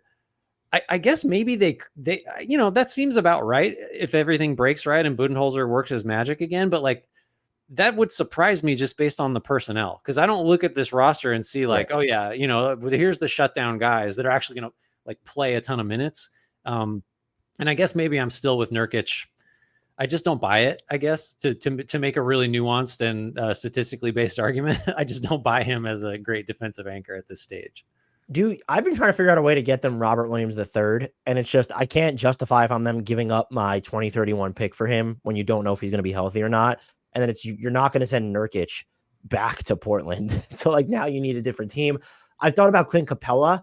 If there's a way to compensate Atlanta to do that without it being a first round pick, but now you're getting a point like you can't aggregate salaries. So it need to be, and I think Clint Capella is right in the price range of what Jusuf Nurkic is making, if I'm not mistaken. And maybe I'm off there with the actual money, but Nurkic is at 18.1 and Clint Capella is at, nope, you can't get Clint Capella for Jusuf Nurkic. So I apologize for suggesting that name. That's the challenge that they're at. Nick Richards might be more realistic for them, but if you're getting into a point where it's, well, if it's a second and let's say Nasir Little for Nick Richards, is that a needle mover? But I'm also wondering, because of the stuff we talked about with what they're able to accomplish defensively last year, are we perhaps underrating the impact that Mike Budenholzer, like just going from Frank Vogel to Mike Budenholzer, where I think Mike Budenholzer might do a better job of simplifying the defense? Because like Frank Vogel is not a bad defensive coach. It just doesn't seem like he was relating to his players very well, or they weren't happy with his offense as much. So I'm like almost wondering if we've understated like the type of impact that Mike Budenholzer might just have on this team as currently constructed. I mean, it's just everything you're saying is validating the correct position on this team being I don't have a read on them. Like, it's the Budenholzer side of it suggests as a regular season team, they will just do all the right. They'll get all the low hanging fruit. That's like that's like what his teams tend to do. So like, yeah, sure, that could all work. But then like, we started off talking about injuries. Like, should you expect more, fewer, the same? Just, you could talk yourself into any of those three scenarios. So I don't know what to make of this team. I also think, like, I constantly forget, what did they win, 49 games last year? I mean, they, like, despite all of the injuries and stuff, they still were just right there. So is that like, oh, that's their baseline? Or is that like, well, that's how well they can do if Kevin Durant doesn't miss 35 games or whatever? Like, I don't know what to do with this team. I do wish they had more roster spots to go. And obviously you're super flexible when it comes to like the way your offseason roster spots could work, but they currently only have, I think, one two-way spot open unless they filled it and I missed it. And it's just like, isn't this the team that could take, like, Bismack Biyombo is kind of floating around out there? Does he help them? What I am actually hoping for, to wrap up on them, is that we kind of see Bol Bol at the 5, even if it's with Kevin Durant. And it's not, I think Bol Bol is a good defender. I think Bol Bol is just tall and long. And it's just like, if he gets the verticality down, and that's just what Mike Budenholzer has him doing. I don't know if that works because he's so slender. So I don't know if that like translates as well, but that's the way they're set up. I'm hoping that's something we get to see. Yeah. I'm interested because I just don't know what to think about this team.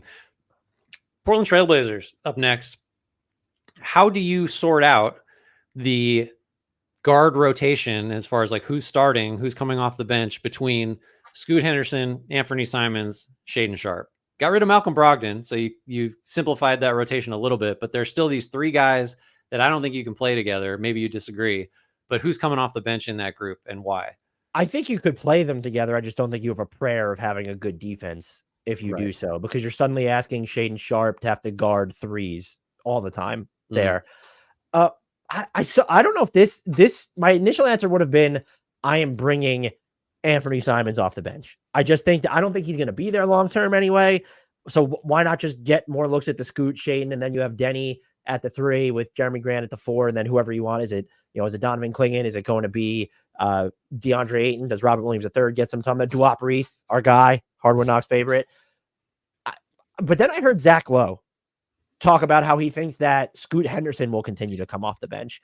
Is that like, I'm trying to think of who is the last elite prospect to come off the bench for such a large, and I know injuries kind of messed with it, but for such a substantial portion of his initial career, and then just went on to become an elite NBA player, like in line with what he was valued as coming out of the NBA draft.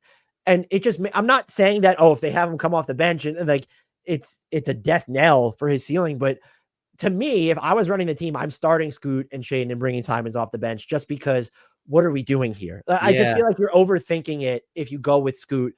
I know he needs to show a bunch of different things. There's also, he made progress as the season went on. We saw him hit a higher clip of his spot up threes. I thought that he got sort of the change of pace, in the lane down. And I think he'll be even better kind of getting, the finishing was all over the place at the basket. Maybe if there's better spacing around him, that's something that could elevate. Could you argue that there'd be better spacing in the second unit? I would say no, because if you're not starting Scoot, I guess you're starting Simons. And like, that's a key floor spacer right there. And it's not who starts, it's who finishes, yada, yada, yada. I'm starting Scoot and Shaedon, and I will bring Simons off the bench, even though as of right now, by the way, Anthony Simons is the best of those three players. Yeah. So there's two reasons that you would bring Scoot off the bench. The first is the old, well, let's make him earn it or something, like, because you're dissatisfied with that rookie year. You don't want him to come in coming off a season where he was just objectively one of the worst, like most negatively impactful players in the league. It's like him and, he was at the top of that conversation. I don't like that logic. I just think like it's not worth it to sort not punish a guy, but be like, yeah, we valued you as a franchise cornerstone, except also now you're going to have to prove that you need to be on the floor over guys that clearly don't matter to the team as much as you do. That's kind of like, I don't know, kind of bullshit. And you could see through it if you're him. You risk Scoot Henderson being really good on his next team, I guess is what I would say, if you really kind of go down that road too far. The other one is like, you might want to keep Anthony Simons' trade value as high as it can be, and it's just going to be higher with the numbers of a starter. Because I totally agree. Like, I don't see if there's a future for Anthony Simons on the Blazers, it's a bad outcome, because it means either Sharp or Scoot just don't have it. And you're like, well, this guy's been like a really good scorer for like 5 years and nobody seems to notice.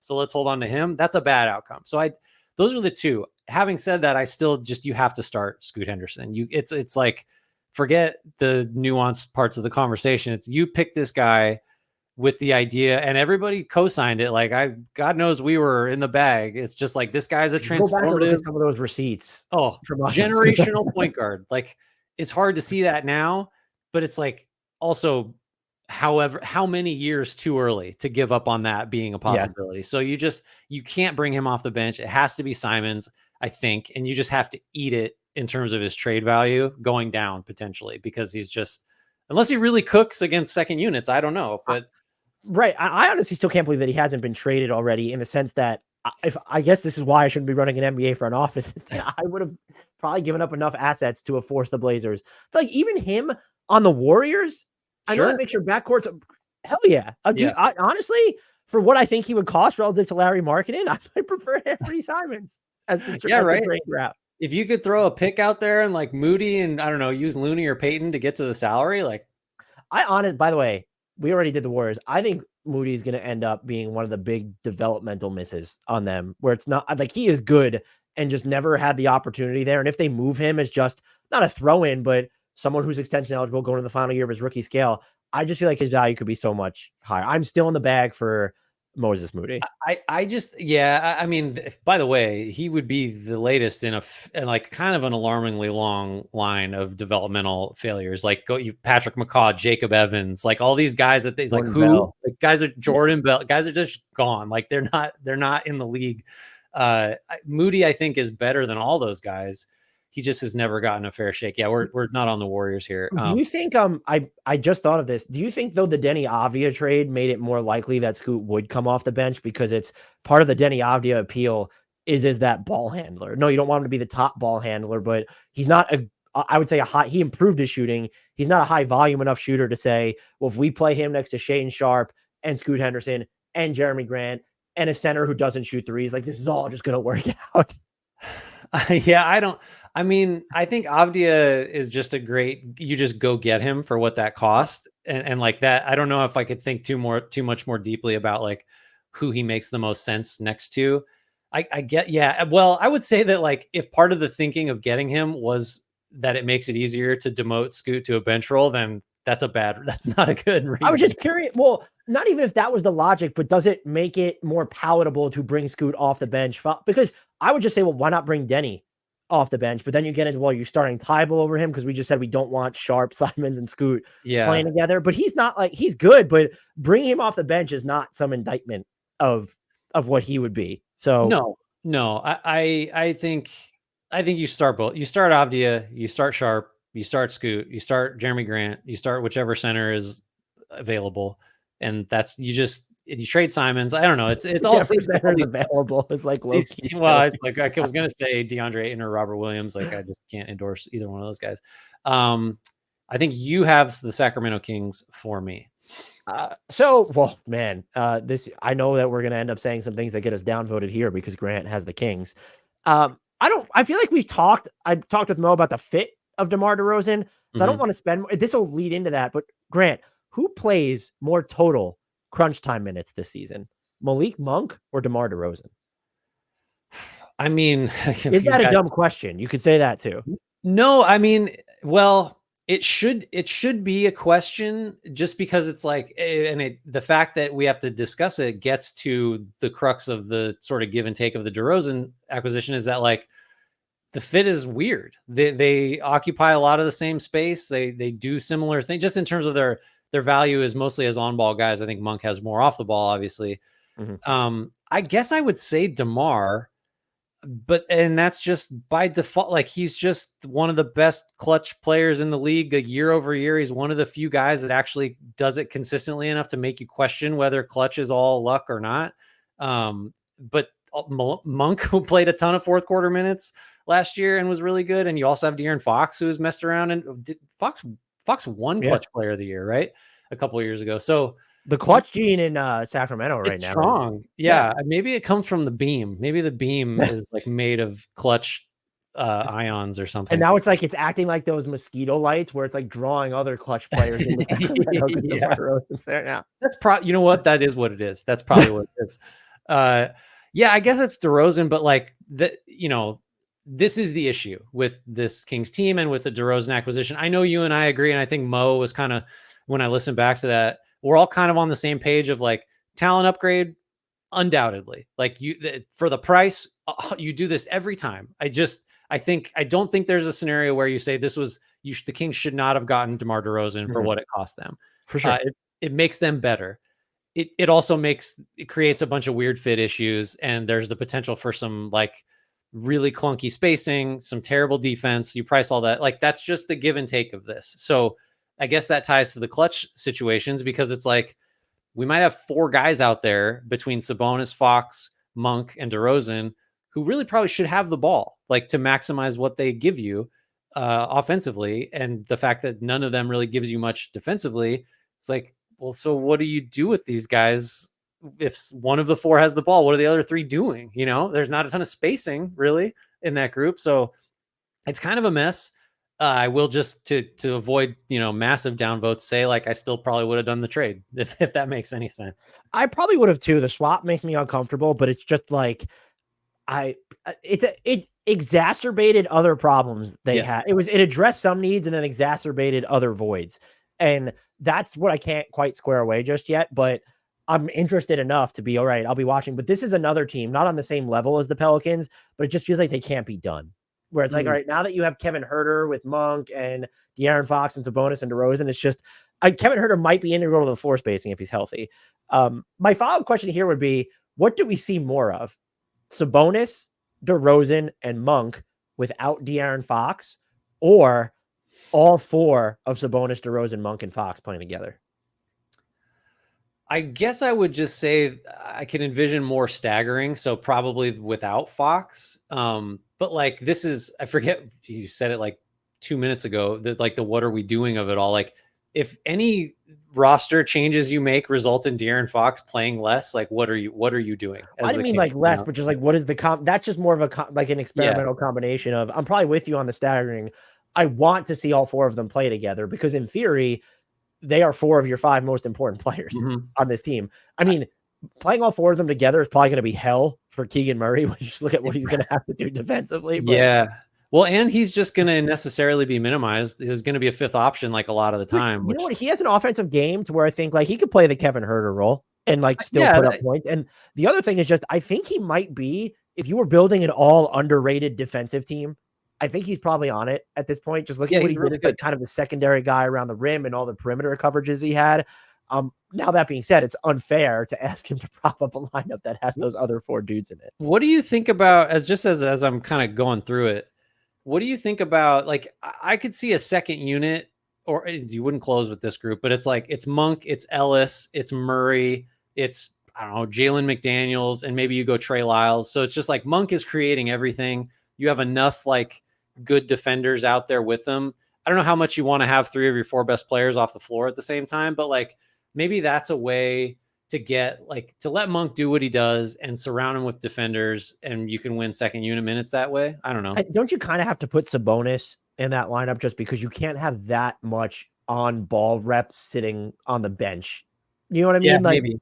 And we know Monk can play off Sabonis. Like that is something that he can do. So that like the staggering here, whereas you'll see DeRozan because you trust Fox's shooting, and you see DeRozan and Fox together without Monk and Sabonis, and then it's Sabonis and Monk without the other 2. Is that the most sensible staggering pattern among these 4 for this team? Yeah, I think there's going to be a lot of feeling out. I'm now trying to wonder, because we know the Fox and Sabonis, that works. The handoff game, the rescreen until somebody screws up on defense. Monk works. Like, does DeRozan and Sabonis work? Like, is DeRozan a handoff guy? Because I feel like, DeRozan just is self-sufficient, and is Sabonis in the way for someone like DeRozan? I don't know. Maybe because they're going to occupy a lot of the same space, but I also feel like Sabonis, his ability to get rid of the ball and then screen is probably something that you can use because I might feel it's like I go through how the fit seems awkward, but then I go through and it's like there's not like so much redundancy. If you had to point it out, it's just the pure floor spacing of it all is that you really have to trust that De'Aaron Fox spaces away from the ball that DeRozan can do that a little bit, or that you see more of it from Sabonis. But like the benefit of having Sabonis, if you don't consider him like, yes, I know he hit threes. He took fewer than 2 a game. Like nobody cares if he's shooting threes. Everybody's happy about it as a defense. Right. But it's just, he's so smart at getting rid of the ball and is not necessarily looking to slow things down and set up in the post and back guys down the way that some of the other bigs would.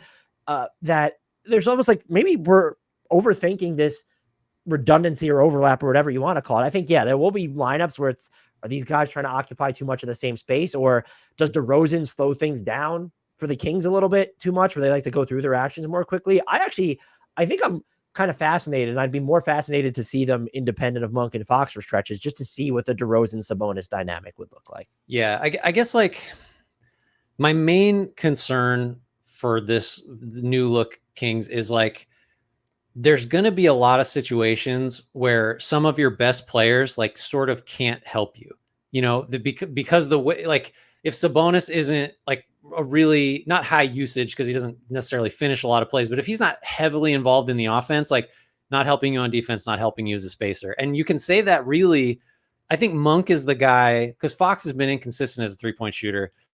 Monk, DeRozan, and Fox, it's just like the second they're off the ball, it's just, you're not that you're not that different from like a replacement level spacer. Like obviously they can do more attacking the second side or whatever, but you know what I mean? Like there's just, you have these really good players that I don't think are positioned to like give you all the stuff that they have offensively. And then on defense, if that's true on offense, they're not all like maximally, helpful. On defense, they're just, they're generally bad defense. Like as a group, they're going to be a bad defensive group. It's not like you make it up like, oh, Jaden McDaniels is off tonight, but well, he guarded like everybody on the other team and he provided help that way. Like you won't have that for these guys either. So it's just, maybe the way to close it is like, there's so much talent between those 4 guys that they can just find a way. And Mike, we like Mike Brown, like maybe, we just believe that they'll figure out like how to make this work. I think that's possible. I just don't know that it's likely. I guess that's where I'd leave it. San Antonio Spurs, Dan, how many Defensive Player of the Year awards will Victor Wembanyama win next year? 6? 7? Should we set the over under at 6? Like this, congratulations to the winner of the Defensive Player of the Year from 2024-25 to 2031-32. He already wins Defensive Player of the Decade. They create that award. Just give it to him. Locked it up. Let's see. I'm looking at both of these here. Oh, okay. This is interesting. What's more likely? The Spurs finish 14th or 15th in the West, or they make a substantial win now trade? I feel like the right answer is 14th or 15th in the West, because they will steer out. Maybe they're just, we're like in playing territory, we're going to steer out of it. However, I'm going to pick that they make a substantial trade, just because I can't imagine they could move him, but I can't imagine Chris Paul being on a team that's going to, if he's healthy, being 14th or 15th in the West. And look, I don't want to continue to cite these numbers, but when Victor Wembanyama and Devin Vassell and Trey Jones played together, they were just beating opponents by plus 10 points per 100 possessions. Was their net rating was over 10. Now you've added Chris Paul into the Trey Jones spot, where Chris Paul is not what Chris Paul used to be. He's going to be a smarter, more dependable, just offensive creator. And he's probably like, you probably trust his jump shot more than Trey Jones is too, still at this stage. And Devin Vassell is going to get better. Victor Wembanyama is going to get better. This is a team that it feels like they're trying to tread water at the moment, where they're almost playing what the Thunder did this past year entering the postseason, where, all right, we made these sort of smaller move. Like we took the Gordon Hayward dice roll. We thought that would help us. It didn't, but we wanted the information of the postseason before we go all in. With the Spurs, they're not going to have that postseason information, but there's just a chance that they're so good so soon because of Wembanyama and some internal development from other guys. Maybe it's Vassell, maybe it's Jeremy Sohan, maybe Stephen Castle just coming out of the gate and being a better shooter than you think, or something along those lines. It's the Wemby issue of it all for me. It's just, it just happened that you were this bad when you had Wemby, but year 2 Wemby is just going to be a completely different experience. And you now have more. Having Harrison Barnes is different than having Jetty Osman on the roster. It's different. And so like, he's better than a him or a Doug McDermott when you had him. And adding Chris Paul to that equation, you're deeper at the point guard spot. So you would have to actively steer into being 14th or 15th in the West. And I think the other reason I might go this route is I firmly believe that Portland and Utah are going to be the teams in the West that are just determined to be terrible. And maybe Utah fades out of that if they don't trade Lauri Markkanen. They certainly could. But Portland specifically, and even Portland has a bunch of veterans. We didn't even talk about will they move any of these guys. I think they will.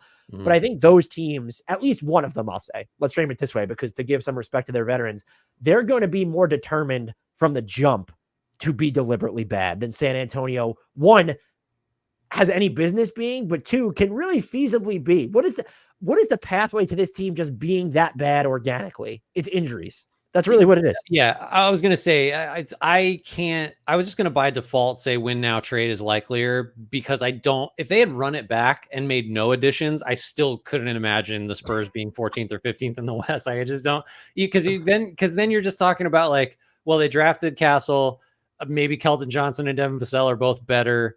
Like Trey Jones is fine. Like clearly those minutes work. Like why aren't they minimum 13th and just probably even better than that if they did nothing? Well, I guess that issue we run into though is there aren't like every single team in the West. Like I think you have to throw Utah into this for now. Like Portland's the only team that's kind of set up to still be really bad. And even then, you look at their roster, they could be better than expected. There's just so much oddity. There's so many oddities in the West right now where are they a play-in team? Or are they just a really bad team? You look at, just consider the Rockets, the Lakers, the Grizzlies, like all the teams that have these question marks, because I think you look at the West and you say, okay, we know Dallas, Minnesota, Denver, OKC will be there. And everything else is just like, do we expect the Spurs to be better than the Clippers? I mean, they could be. Maybe. But like the Clippers aren't a team right now that's built to necessarily just lose in high volume. So that's the risk. But I think that substantial trade is still the right answer. I mean, like, can you? They can't finish that low. But like, could you imagine? You know what's cooler than having Victor Wembanyama? Having Victor Wembanyama and Cooper Flag, or like, I mean, just like it. So you can't. The moves they made, the Chris Paul. You said like the Chris Paul move is like you're not tanking. Like he's not signing there if it's like, we're going to also, you're going to play for a terrible team. We might shut you down at some point. Like I don't feel like that's realistic. Unless there was the tacit agreement of we will find a place to trade you. Sure. But like he makes a salary that it's not just going to be easy to send him to the Lakers if he wants to, like, okay, Gabe Vincent for Chris Paul. There's no guarantee the Lakers necessarily want to do that if Gabe Vincent is healthy. Yeah, no. So I mean, that we should have when we do the Spurs look ahead, it's going to be fascinating to like, okay, actually, how high do you think they'll, like, we really need to get into the weeds. What is if they don't make another move, what is their ceiling? There are four. I'm going to throw the Grizzlies in there because I think they deserve some respect. The Grizzlies, the Mavericks, the Nuggets, the Thunder, and the Wolves. So that's 5 teams, right? I think there's a pathway as of now. If the Pelicans make a move, if the Lakers make a move, we can revisit this. The Rockets, if they make a move, but I think those are the only 5 teams I'm prepared to guarantee. If there's without barring catastrophic injuries, those are the 5 teams I would guarantee will be better than the Spurs. So is your number 6? Is your ceiling like 6 is where I was going to land? Yeah. Yeah. Like, are we drunk on the Spurs? Let us know in the comments, I guess. It's just like there aren't a lot of Wembanyamas. Like rumor has it there's only one. Yeah, so far, as far as we know, just that one guy. Yeah, I don't know. We probably are a little too high on him, but I don't know. Are we though? Well, to say their ceiling is 6th is not really. There might be people that say, "Well, why isn't their ceiling just higher?" And you know why isn't it 1? What if Wemby goes for 30, 20, 7, 5? What was your prediction? Like, he's going to have the first 50-point, 30 rebound game, or 50-point? I don't think he's going to have the first you could make up that I wouldn't believe I said at some point. Like, I don't remember what I said. I said a lot of wild Wemby stuff. I just think he'll be the first to do like 10 different things this year. That's my prediction. How about that? The Jazz, I don't mean to say this team sucks. This team sucks in the sense that I don't have anything new to say about them because of the holding pattern that they're in. So the question is, we already had an extensive talk about their direction and it's intertwined. Grant, what's going to happen with Lauri Markkanen?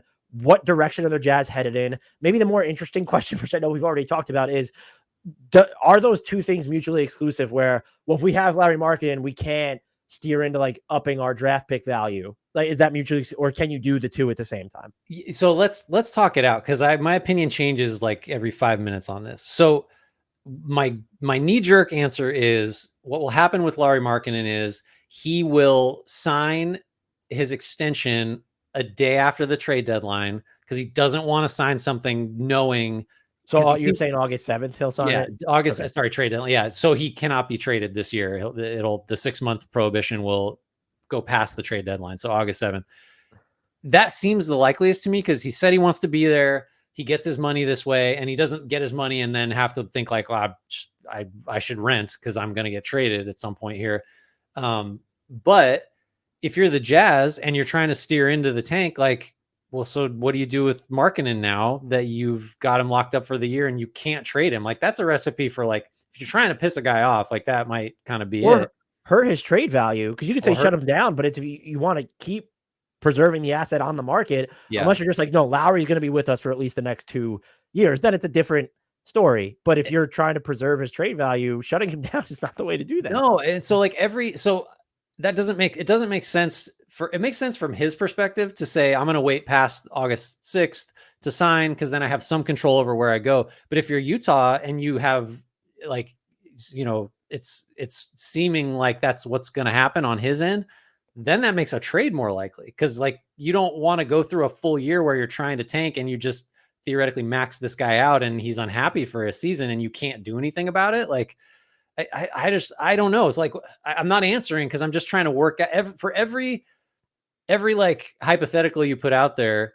There's a really good counter to why that shouldn't be the move for Utah, because they're trying to do so many different things with this deal and with their season going forward. So I don't know. I'll throw it to you. Like, I don't have a great answer. I guess I'd still say he'd sign after August 6th, and then he's stuck there for the year. It would be my most likely outcome. Is there a scenario where Utah says, no, then we're not going to renegotiate and extend you? My guess would be no, because what else are they going to use that cap space on? And then 2, if you play that card, he's just like, all right, fine. I'll wait a year to get that, because he would have to. Or he'll say, trade me now. Like, and then trade value implodes. Yeah, you're right. So I think we can agree about this. There's no way he is still in Utah and is not renegotiated and extended, right? Yeah, I think that's fair, because that's bad for everybody. Like, that's nobody wins. He doesn't get the immediate pay bump, so he risks it. All right, you can go into free agency and he's probably still going to be as good. There's no reason to think he'll be worse, but injuries happen. They could shut him down. He could just have an off year. And then with Utah, just, well, okay, now people know that we either have to move him or risk losing him in free agency.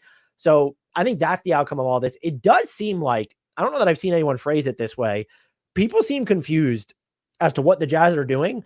I think all of the stuff that we have read and all the stuff that we can interpret, the Jazz are having a bit of an existential crisis right now. Walker Kessler's available. Larry Markkanen's on the trade block.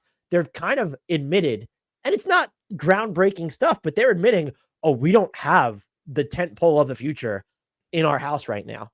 And it's not Keontae George. It's not Larry Markkanen. It's not Walker Kessler. Not that he was never going to be that type of player. It's not Taylor Hendricks, whatever.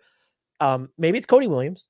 But they have a lot of interesting players, but I don't know that they have that directional player, because Larry Markkanen, as good as he is better suited as being the co-star, the second or third co-star. Like, I think you could say he's better than Mikal Bridges, but just he's higher end offensively there for sure. But he's in the same vein of he's a superstar non-star.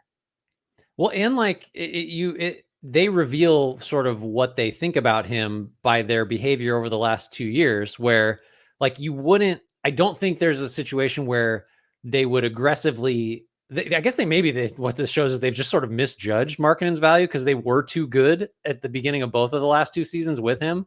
But you also don't just say like, oh, sorry, we got to pull the ripcord on this one. Like, if Markkanen is like a notch above, if he's like an all NBA level player, you don't steer into the tank multiple years in a row if you have a guy like that. So it's just, yeah, he every time we talk about him, he's just like right on the line of like, you don't build everything around him. You don't give up everything to get him, but he's so good. Like, he's such a good player that you can't also just like pack it in with him. Do you know what's bizarre? The other bizarre part of this is just the Warriors are the only team that are being mentioned as a trade destination for him right now. And is that because some teams, in theory, asset-wise, no, they haven't, but like, not that Harrison Barnes ensures the Spurs don't want Larry Markkanen, but are they less likely to make a move now because they've just done this other stuff? The Kings are certainly no longer a Larry Markkanen trade destination. I mean, I guess they still have the picks to play around with. So are they going to be as inclined to do that? The Thunder, I would say, they probably pulled themselves insofar as they were ever in it. We just assumed that they would be in it. It's just like, well, we have Isaiah Hartenstein and Chet Holmgren. And it's like, why are we going to go after Lauri Markkanen now before seeing what this is?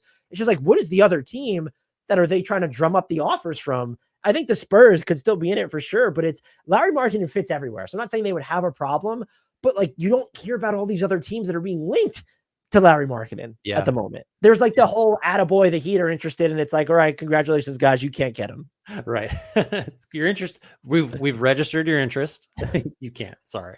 I want this Markkanen thing to resolve because I like you. I was like, we don't have anything new to say about it. Like and it's a really complicated situation. I still feel like we've said everything there is to say 3 times. Well, here's I guess this one actually might be the biggest question: is Lauri Markkanen more valuable after he renegotiates and extends, or as of right now in a vacuum if you move him before the season? So forget about keeping him on an expiring contract and then moving him at the deadline. Let's say he signs an extension August 6th, so he can be moved during that one day, or even if you're looking ahead to the following summer. Is he more valuable as a trade asset, making $40+ million a year, or as of right now when he still has the mystique of how does this guy make under 20 million and he's a fringe all-star? I guess it depends on like, well, realistically, you assume that whoever's trading for him understands that that's what he's going to cost going forward. So like, I don't know how different his trade value really would be. Well, whether you know what I mean? So I would say, and maybe he's not the type of player to do this, to me, he'd be more valuable on the renegotiate and extend because it takes the leverage out of, well, I don't know if I'm going to stay with you. Maybe he wouldn't like Golden State. Yeah, he'd stay with them. But I think it opens up more trade avenues to where there might be more teams willing to come in because they're not worried about losing him. I guess it's kind of, this Siakam, again, to go back to it, Siakam situation is kind of analogous where it's like, okay, sure, he's got free agency ahead, but like if you are trading for him, you've had the conversation of like what it's going to take. But yeah, I take your point. I don't know. I guess I would say I don't think it changes a lot of his trade value to me. That's fair. You did mention Pascal Siakam, make me think like I wish the Raptors could get. I would love Lauri Markkanen in Toronto. Yeah, that's the thing. You'd love him everywhere. He fits. I love him in Indy. Speaking of another Siakam team, play him next to Miles Turner. Pascal, I don't care. Now look, remember the whole debate: Taylor Hendricks or Jarris Walker, and then Utah just has both. There you go. Everybody wins. You cracked it. Grant, are you ready to take us out of here? I am. Thanks, everybody. I hope this sates your free agency needs for a while. I don't know how much more we're going to be talking about the offseason as we move into August. We will still be putting out content because this podcast is #built different. As per usual, if you would like to continue to be part of the #built different movement, which we'll just put that on a sweatshirt, I guess. Actually, don't. That's dumb. Remember, rate, review, subscribe, tell your friends, tell your enemies, make sure you're getting on YouTube. Just spam the comments on there, help the algorithm love all the YouTube videos that Dan is so meticulously editing and putting up. Losing sleep, just sacrificing left and right to provide. The shorts are about to go away with the amount of traffic we've been. I don't know what happened. We have fallen off. Well, get on there and like them and comment. Join our Discord. Check out merch drop coming. Merch drop probably already happened by the time you hear this. I think it'll be the day of this podcast. Perfect. Go buy the Sicko collection. Yeah, and support the podcast. Join the Sicko. Join all the movements. That should have been something I mentioned at the top. If you send us a screenshot, email, that's in the YouTube bio, in our Discord, DM one of us on Twitter or tag us on Twitter. I will send you we have Hardwood Knocks magnets. So if you've purchased Hardwood Knocks Sicko collection stuff, Grant's got them right behind him. I have some on display. So just be ready. So we'll eventually have stickers, but right now we don't have stickers. So I will mail you a magnet if you reach out and show that you have supported the maybe magnets plural, because I've got like a few thousand of these bad boys. So just send somebody like a 5-pound brick of stickers. People have multiple fridges, and then if you want to hang them in your office too, if you want to use them as background aesthetic like Grant does, there you go. Perfect. Thanks everybody. Shouts Frank Ntilikina. Apologies Jared Allen.